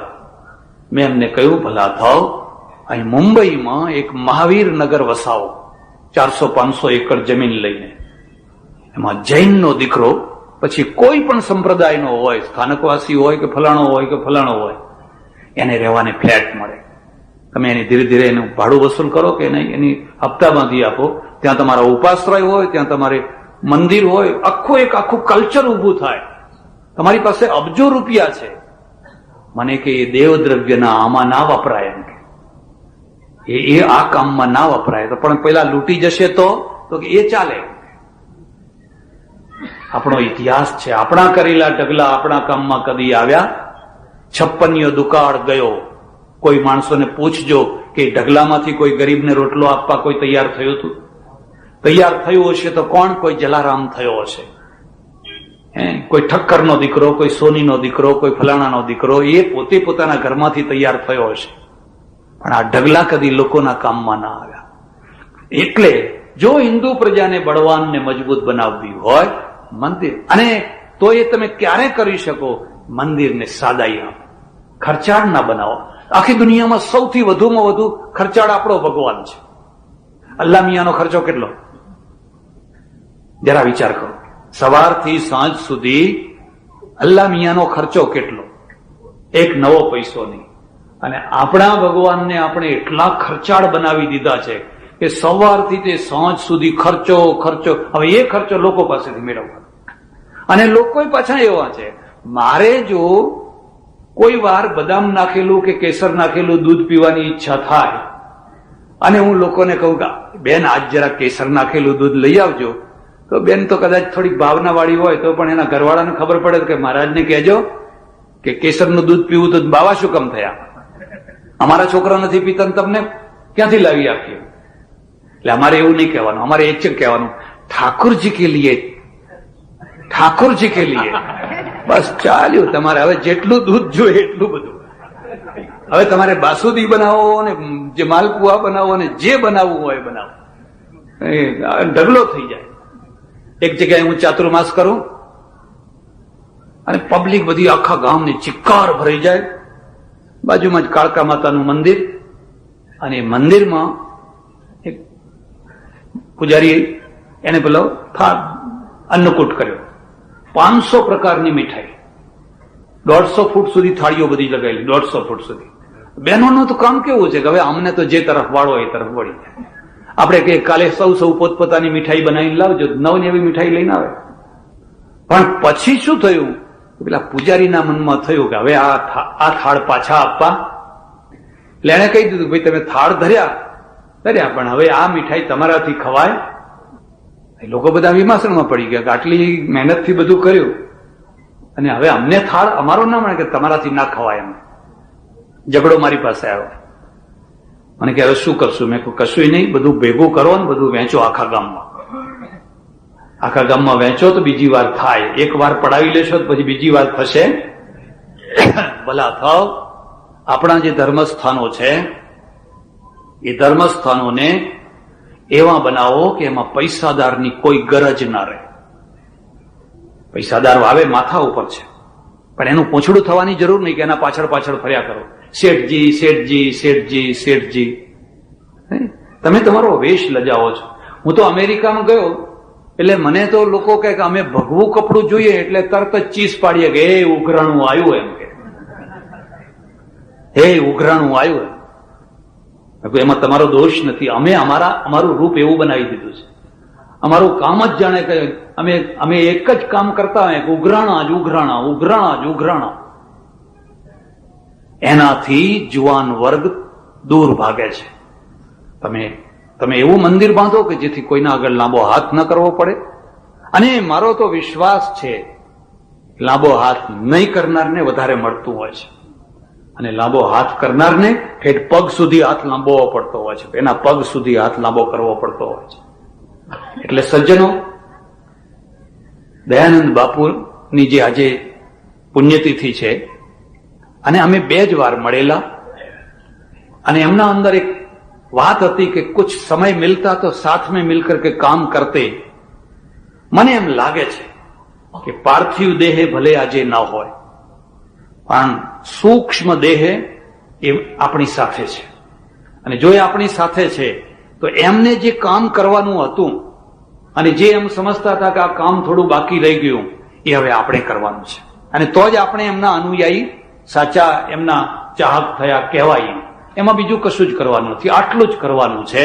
આ 4 વાતો: સંપ્રદાય મુક્ત ધાર્મિકતા, મતાંતર મુક્ત આધ્યાત્મિકતા, એકેશ્વરવાદ અને દુકાનદારીથી મુક્ત મંદિર. દુકાનદારી નહીં, ત્યાં કોમર્શિયલ નહીં, તે તો ભગવાનનું મંદિર છે. આવો, બેસો, પ્રાર્થના કરો, કોઈ પૈસાની વાત ના કરો. આ સ્વાધ્યાય વાળાને તમે જુઓ, એમના મંદિર છે પણ કોઈ પૈસાની વાત નહીં. એ લોકો બધે પ્રચાર કરવા જાય છે પણ કોઈ જગ્યાએ ઉઘરાણું નહીં કરવાનું. એમનો બહુ મોટો જમા પાસું છે, અને જમા પાસું હોવાના કારણે ઠેઠ વાઘરી સુધી પહોંચ્યા અને માછીમારો સુધી પહોંચ્યા અને છેવટની વસ્તી સુધી, આદિવાસીઓ સુધી પહોંચ્યા. હા, અમારે તો ઉઘરાણા કરવાના હતા, અમે શેઠિયા સુધી જ પહોંચીએ. માછીમારો પાસે જઈને શું મળવાનું હતું? વાઘરી પાસે જઈને શું મળવાનું હતું? આ આખી મૂળ વાતને આપણે બદલવાની છે. પરમેશ્વર અને દયાનંદ બાપુ આપણને શક્તિ આપે અને એ રસ્તે આપણે સૌ ચાલીએ એવી અંતરથી નમ્ર પ્રાર્થના. એક વાત કહી દઉં કે આ બંને બહેનો જ્યારે બાપુ દેવ થયા ત્યારે લગભગ કઈ અનુભવ ન હોય એવી સ્થિતિમાં હતા. અહીંયા રહે ખરા, પણ સંપ્રદાયિક સમાજ કેવો હોય કે આ બધી વહીવટ કેવો કે કશું જ જાણે નહીં. પણ તે છતાં અમે જોઈએ છીએ કે થોડા જ વર્ષોની અંદર આ બધી જગ્યાને સવાઈ બનાવી, દોઢી બનાવી, સારો વિકાસ કર્યો, સારું મંડળ, લોકોને આવગત સ્વાગત બધી રીતે, અને એમણે દીપાવ્યું છે. અને એટલે આપણે આ બંને બહેનોને પણ ખૂબ ધન્યવાદ અને અભિનંદન આપીએ છીએ. અને આવો ને આવો સાથ બંને બહેનોને અને આ આશ્રમને તમે આપતા રહેજો અને બાપુનો સંદેશો ગામે ગામ ફેલાવતા રહેજો એવી અંતરથી પ્રાર્થના. આભાર, ધન્યવાદ. હરિઓમ. ડિસેમ્બર 1994 નવસારીના ભક્ત પાટીદાર આશ્રમમાં સ્વામી સચ્ચિદાનંદ પરમહંસ ભક્તિ નિકેતન આશ્રમ પેટલાદ દંતાલીવાળાનું થયેલું પ્રવચન.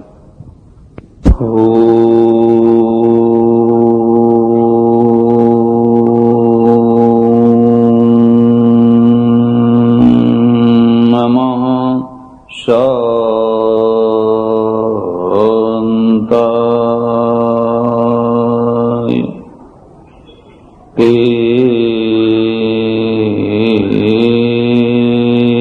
તેજસે. આજની સભાના પ્રમુખ સ્થાને બિરાજેલા પ્રમુખ મહોદય, આ વિશિષ્ટ પ્રસંગે અહીંના છાત્રાલયમાંથી શિક્ષણની સુવિધા મેળવીને આજે એક બહુ સારી ઊંચી પદવી સુધી પહોંચેલા અને ગુજરાત જેમના માટે ગૌરવ લઈ શકે એવો સરસ મજાનો કોલેજો ખોલવાના કાર્યો પણ કરતા રહેતા એવા ભાઈ શ્રી ભૈરવિયાજી, ભક્ત પાટીદાર વિદ્યાર્થી આશ્રમના પદાધિકારીશ્રીઓ, અહીંયા મંચ ઉપર બિરાજેલા બધા જ વિશિષ્ટ મહાનુભાવો, સજ્જનો અને બહેનો. માણસ ચાલે એના પગલાં પડે. તમે ઈચ્છો કે ન ઈચ્છો, તમારા પગલાં પડતા હોય છે. તમારી જો કોઈ વાર ઈચ્છા થાય તો તમે પગલે પગલે જો પાછા જાઓ તો તમને ભૂતકાળની વાસ્તવિકતાનું ભાન થાય. ભવિષ્યના પગલાં હોતા નથી. કાં તો તમારે બીજા કોઈના પગલે ચાલવાનું છે અથવા પછી તમારે સ્વતંત્ર એક માર્ગ પાડવાનો છે. બધા જ માણસો સ્વતંત્ર માર્ગ પાડી શકતા હોતા નથી. કબીર માર્ગી તો બધા થઈ શકે, પણ પ્રત્યેક વ્યક્તિ કબીર ના થઈ શકે. કબીર કોઈના પગલે ના ચાલ્યા, અને જો એ પગલે ચાલ્યા હોત તો એમનું જે વ્યક્તિત્વ વિકસિત થયું, નિખર્યું, હજારો લાખોને પ્રભાવિત કરનારું બન્યું, એ ના બની શક્યું હોત. બહુ થોડા માણસો વગર પગલે રસ્તો તૈયાર કરતા હોય છે અને એ સફળ રસ્તો તૈયાર કરતા હોય છે. જ્યારે આખી પ્રજા કોઈ રસ્તે ચાલતી હોય છે તો એના પગલાં પડતા હોય છે. એને સામૂહિક પગલાં કહેવાય. એક બીજી વાત યાદ રાખજો, તમારે ભવિષ્યમાં ચાલવા માટેના પગલાં જ નથી અને નવો રસ્તો તમે કરી શકો એમ નથી તો આખી પ્રજા અંધાધૂંધીમાં ફસાઈ જશે. ચાણક્યની એક બહુ સરસ વાત છે, જીવન ક્યાં છે? એને લખ્યું છે જીવનનું મૂળ નેતૃત્વમાં છે. મૃત્યુ ક્યાં છે? મૃત્યુનું મૂળ નેતૃત્વના અભાવમાં છે. તમે કેટલી મોટી વિપત્તિમાં સપડાયા છો એની કોઈ ચિંતા નથી, પણ તમારી પાસે કોઈ વલ્લભભાઈ છે, તમારી પાસે કોઈ બાહોશ નેતા છે, કોઈ ચર્ચિલ છે, તમને એ વિપત્તિમાંથી બહાર કાઢી આપશે. પણ તમે સંપત્તિની છોડોમાં ઉછળતા હોવ, પણ જો તમારી પાસે નેતૃત્વ નહીં હોય તો તમે યાદવા સ્થળે ઊભી કરી દેશો. તમારી સંપત્તિ જ તમારા વિનાશમાં કારણ બની જશે. એટલે જીવનનું મૂળ નેતૃત્વ છે. ઇઝરાયલ જો આજે ટક્યું હોય, બ્રિટેન જો બચ્યું હોય, અમેરિકા જો સુપર શક્તિ હોય તો એનું એક જ કારણ છે કે ત્યાં કદી નેતૃત્વનો અસ્ત નથી થતો. ભારતની મોટી ઉપાધિ છે કે એને બહુ વર્ષો પછી નેતૃત્વ મળતું હોય છે. પ્રજા એ નેતૃત્વને પચાવી શકતી નથી હોતી. કબીરને કોણ પચાવી શક્યું? 14મી શતાબ્દીમાં જે નેતૃત્વ આ દેશને મળ્યું, જો એક અવાજે નેતૃત્વનો પડઘો આપણે સ્વીકાર કર્યો હોત તો ભારતની જે દુર્દશા થઈ એ ન થઈ હોત, ને આજે પણ એ નેતૃત્વમાંથી આપણને રસ્તો મળે છે. તમારે વર્ણભેદ હોય, શિક્ષણ ભેદ હોય, કોઈ પણ પ્રકારના ઈશ્વર ભેદ હોય, બધા રસ્તા એમની પાસે છે. પ્રજા પચાવી ન શકે. એક બીજી વાત યાદ રાખજો, નેતા અને પ્રજા બંને મહાન હોય તો જ મહાન કાર્ય થઈ શકે. સેનાપતિ મહાન હોય પણ લશ્કરમાં બધા બહુચરાજીના ભક્તો ભેગા થયા હોય તો એ ગમે એટલો મોટો સેનાપતિ હોય, ધાર્યું કામ ના લઈ શકે. સેના મહાન હોય પણ સેનાપતિ ઠેકાણા વિનાનો હોય. આ બંને એકબીજાના પૂરક છે. અને જીવનમાં પણ આ બીજી વાત છે, મહત્તામાં મહત્તાની ઉમેરણી. પતિ મહાન હોય અને પત્ની પણ મહાન હોય. એક યાજ્ઞવલ્ક્ય હોય, એક મૈત્રેયી હોય, ગાર્ગી હોય, બંનેની મહત્તા. એક ગાંધી હોય, એક કસ્તુરબા હોય, એકબીજાના પૂરક બને. નહીં તો મહત્તાનો મોટો સમય ઉંબેટો દૂર કરવામાં જ પાર થઈ જશે. એક મહાન છે પણ બીજો ઉંબેટ છે. ઉંબેટ એટલે સમજાય, બમ્પ છે, ગતિ ના આવે એટલા માટે વારંવાર રોડા અટકાવેલા છે. એટલે ભારતની પ્રજાના શૈક્ષણિક ઇતિહાસને જો જોવો હોય, અને હું એમ માનું છું કે શૈક્ષણિક ઇતિહાસમાં બાકીના બધા ઇતિહાસો સમય જતા હોય છે. શરત એટલી છે કે તમને તમારા પોતાના પગલે પગલે પગલે પાછળ જતા આવડે છે.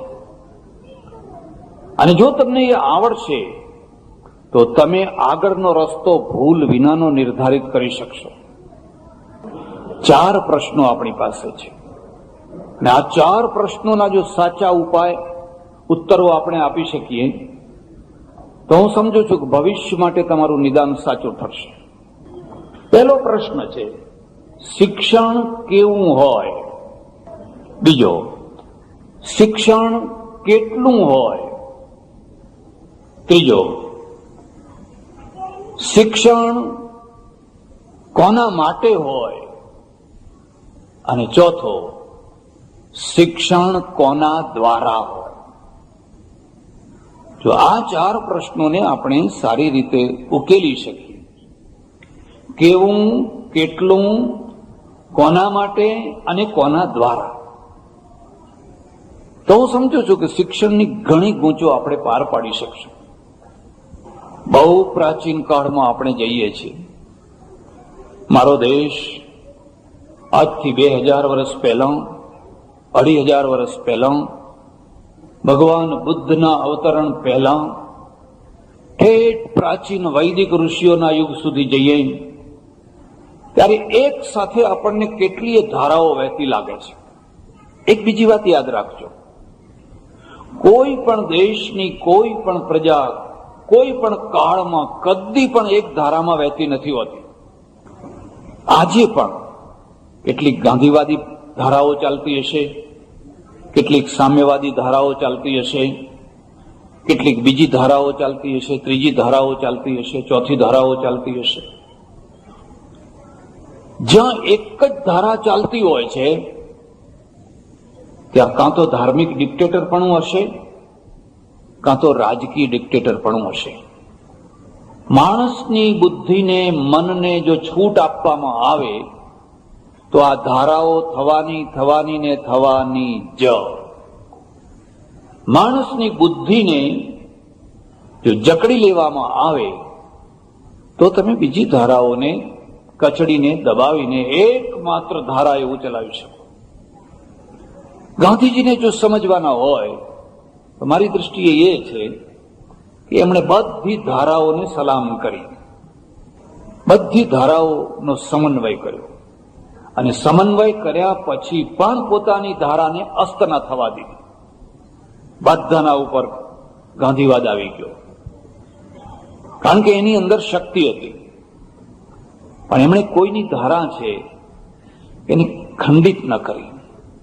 અને આટલા વર્ષોના અનુભવ પછી થિયોસોફિકલ સોસાયટીથી માંડીને ગાંધીવાદ સુધીના માણસોએ જોયું કોઈનો નાશ કરી શકાતો નથી. નાશ કરવા કરતા મેળ કરવો વધારે સારો છે. ભૈરવિયાજીમાં એક બહુ મોટી જમા બાજુ છે.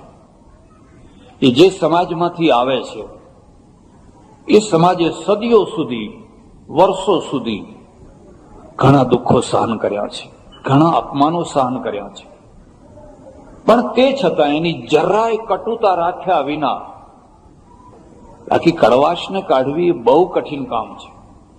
અને હું એમ માનું છું કડવાશને કાઢે એ જ સંત કહેવાય.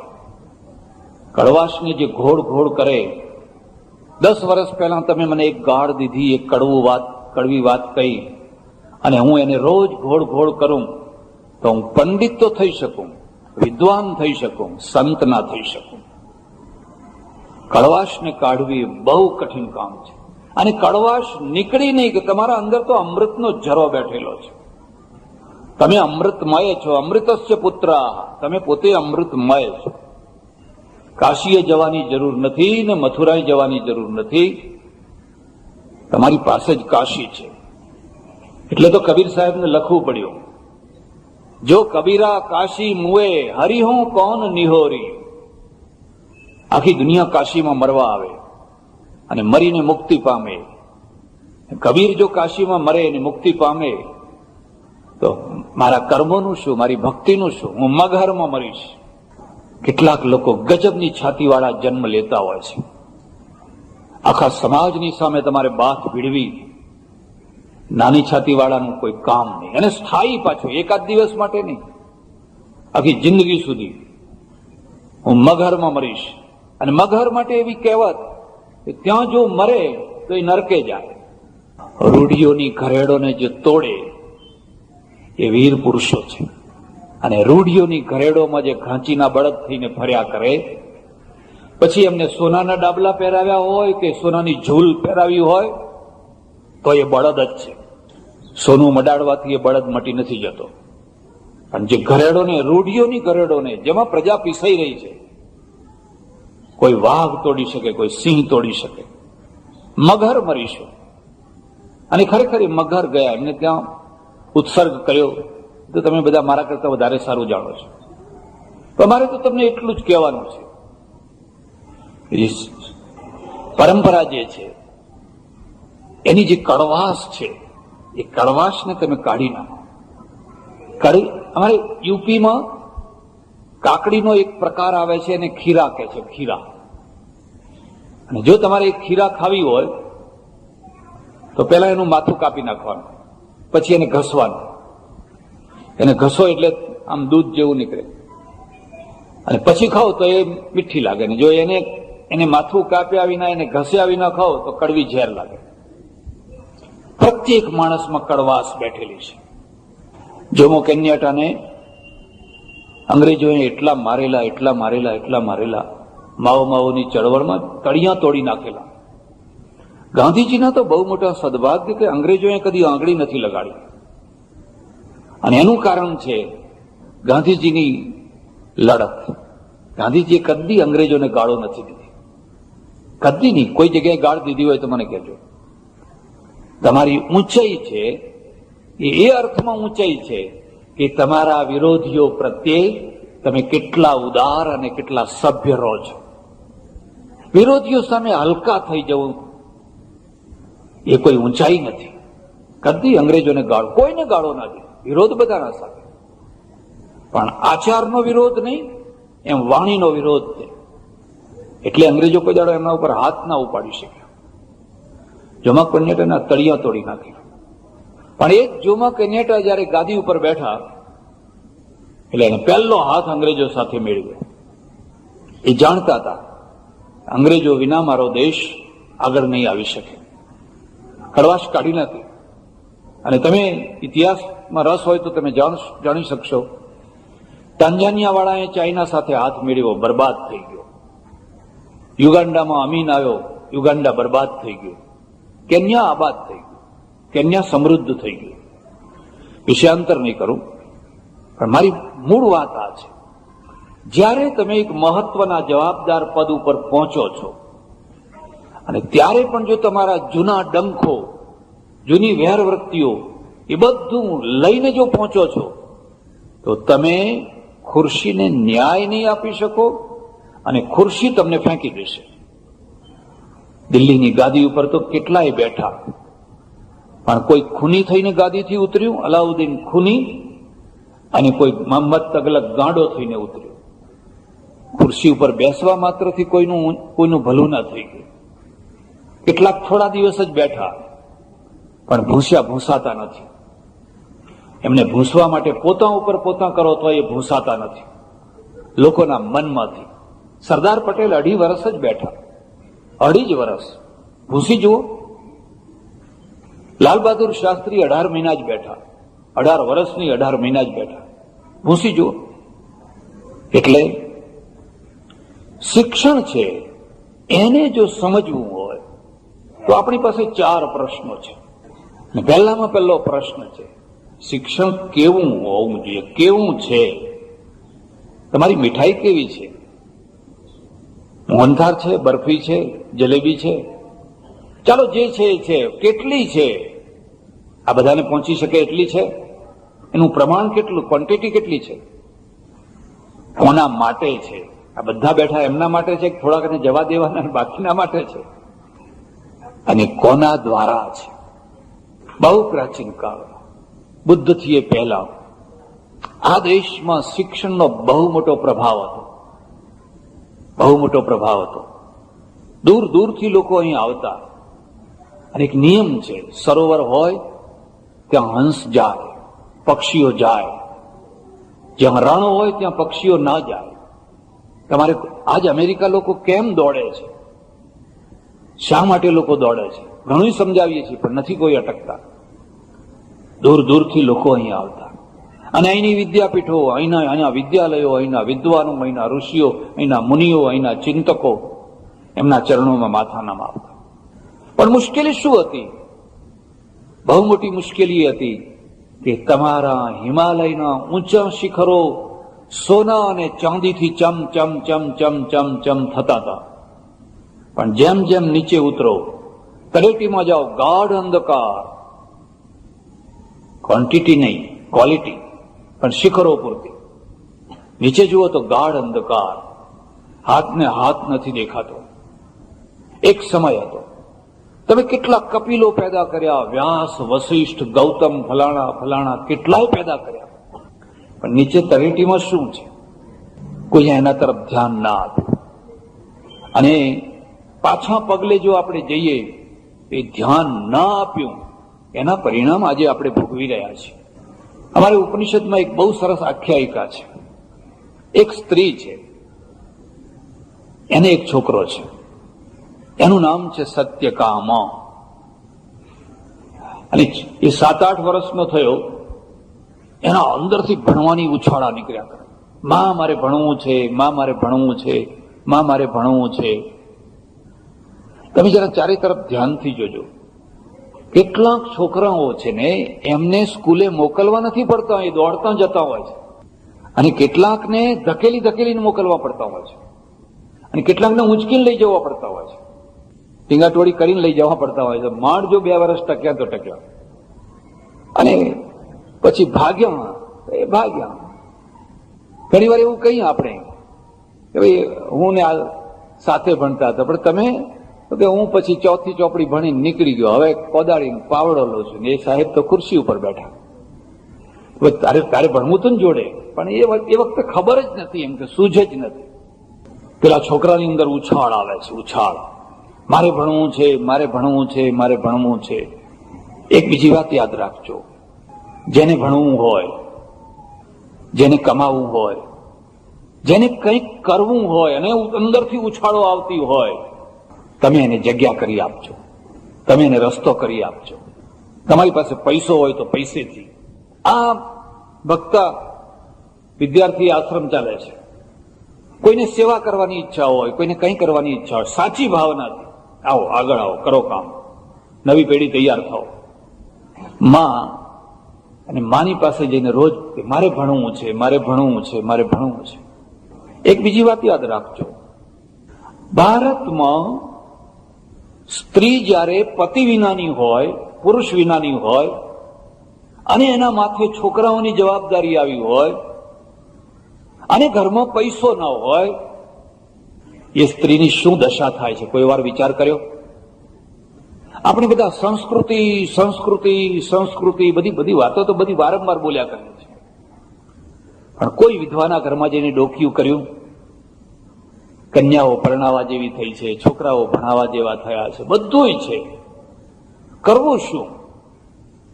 પાસે કોઈ શક્તિ નથી. કોઈ ધ્યાન આપે છે? લોકો ક્યાં ધ્યાન આપે છે? હા, યજ્ઞો કરો ને, લાવો પાટલા ઉપર બેસાડો ને, 5,000 લઈ જાઓ, 25,000 લઈ જાઓ.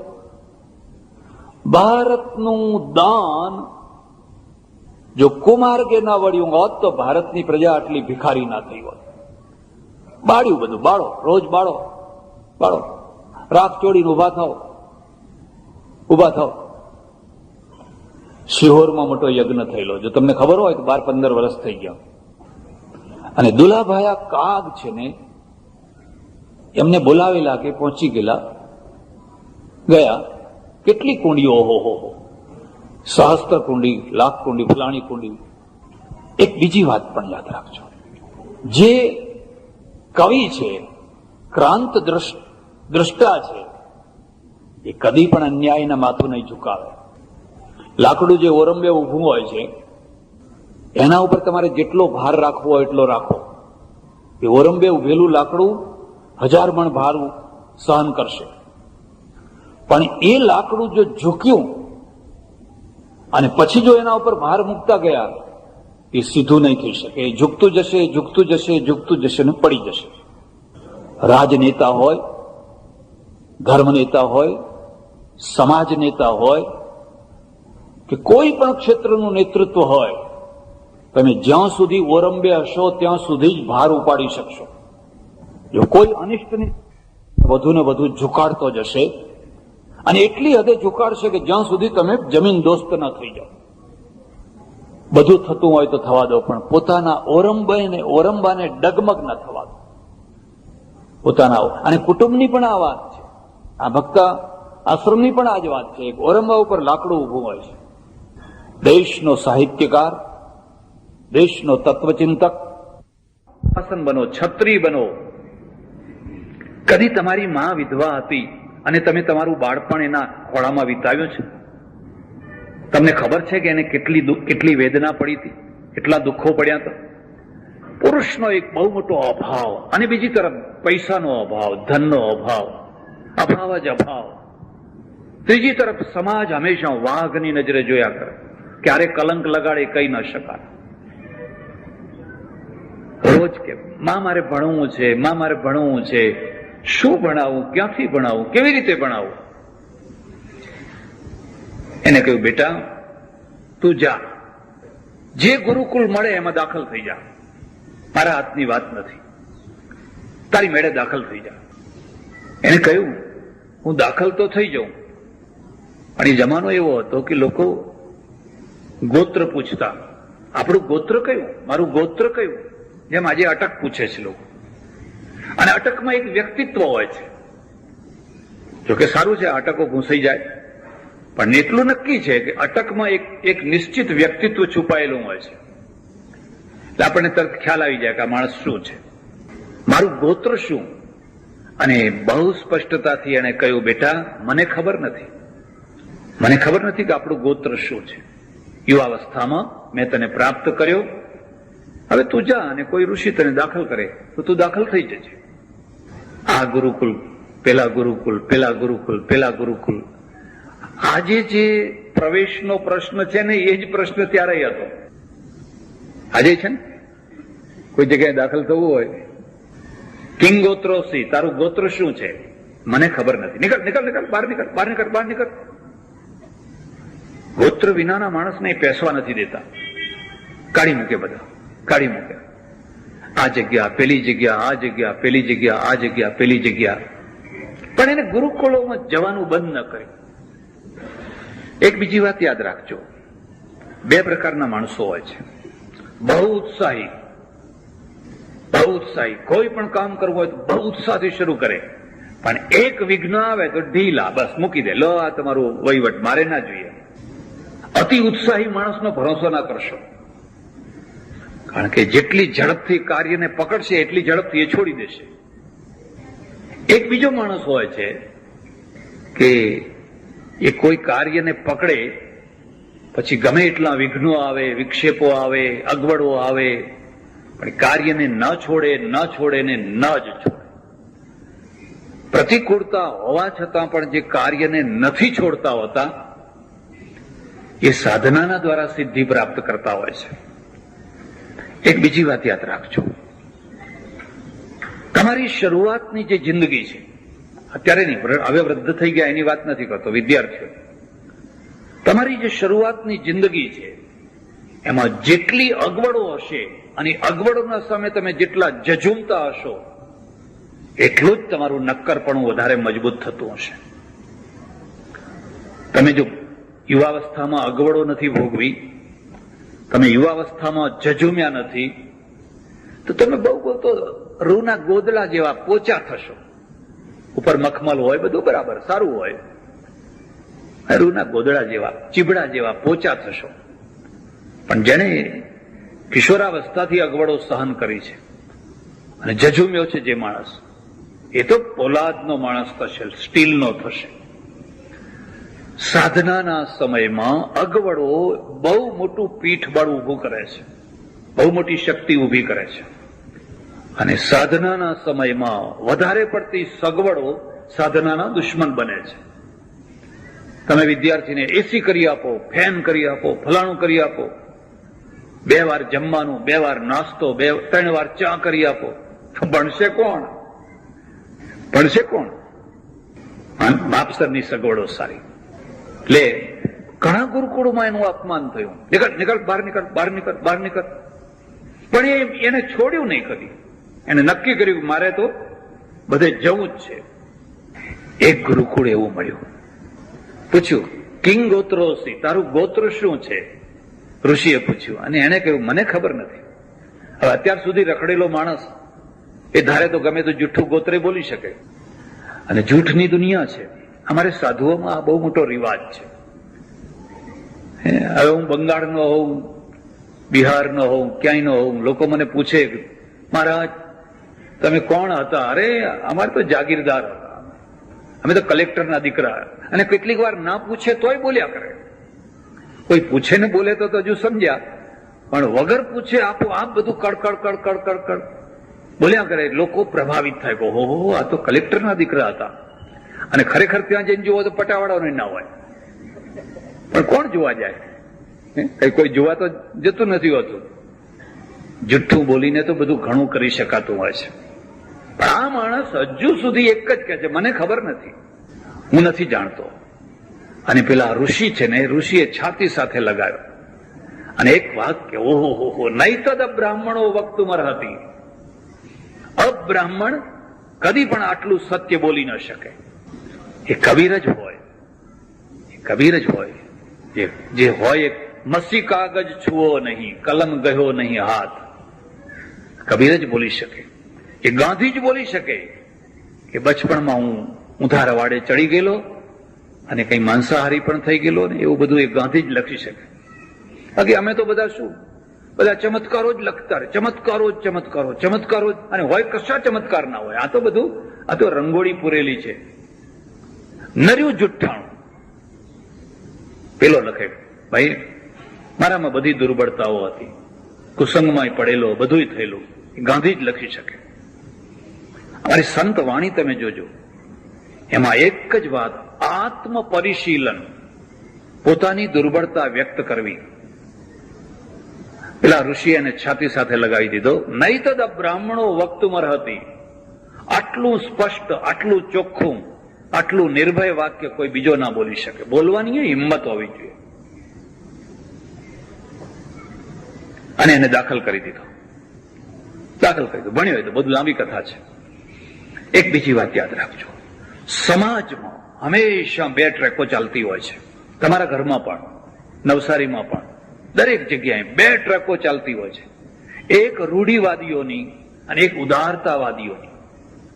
તમારા ઘરમાં એકાદ માણસ ઉદાર હશે, બે ચાર રૂઢિવાદી હશે. રૂઢિવાદી છે એનો પટ્ટો મોટો હોય છે, એ તો ધોરીમાર્ગ છે. અને ઉદારવાદી છે એક કેડી પાડતો હોય છે, પગદંડી પાડતો હોય છે. પણ આ પગદંડીનું ભવિષ્ય છે, પેલી જે રૂઢિઓ છે એનું ભવિષ્ય નથી, એનો ભૂતકાળ છે. એ બધી ધીરે ધીરે ધીરે ધીરે બધી લુપ્ત થવાની. આટલી બધી બહેનો બેઠેલી છે, કેમ કોઈએ માથે ઓઢ્યું નથી? પહેલા તો ઘૂંઘટા તાણતા હતા, આ રૂઢિઓ ક્યાં ગઈ? હવે તમે ફરી ઓઢાડી શકો ખરા? અને એક જમાનો હતો, જો માથાથી જરાક ખસી ના જાય, આટલું ઊંચું થઈ જાય ને તો એ લોકો ટીકા કરે કે હે ફલાણાના ઘરમાં તો વંઠેલી બાયડી આવી છે, મોઢું ઉગાડું રાખીને જ ફરે છે, આટલું ખેંચીને રાખવું પડે. ત્યારે એને કલ્ચર કહેવામાં આવતું, એ સંસ્કૃતિનો ભાગ હતો. આ રૂઢિ પણ સંસ્કૃતિનો ભાગ હતો. હું કચ્છમાં ગયો અને કચ્છમાં એક સજ્જનના ત્યાં ઉતરેલો.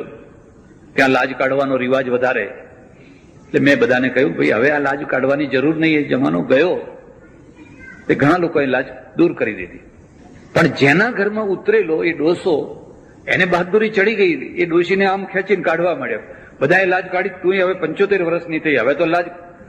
એટલે આમ કરીને મારા રૂબરૂમાં તે પેલી ડોશી મને ઠપકો આપવા માંડી. મને કે મહારાજ તમે આ શું કરવા બેઠા છો?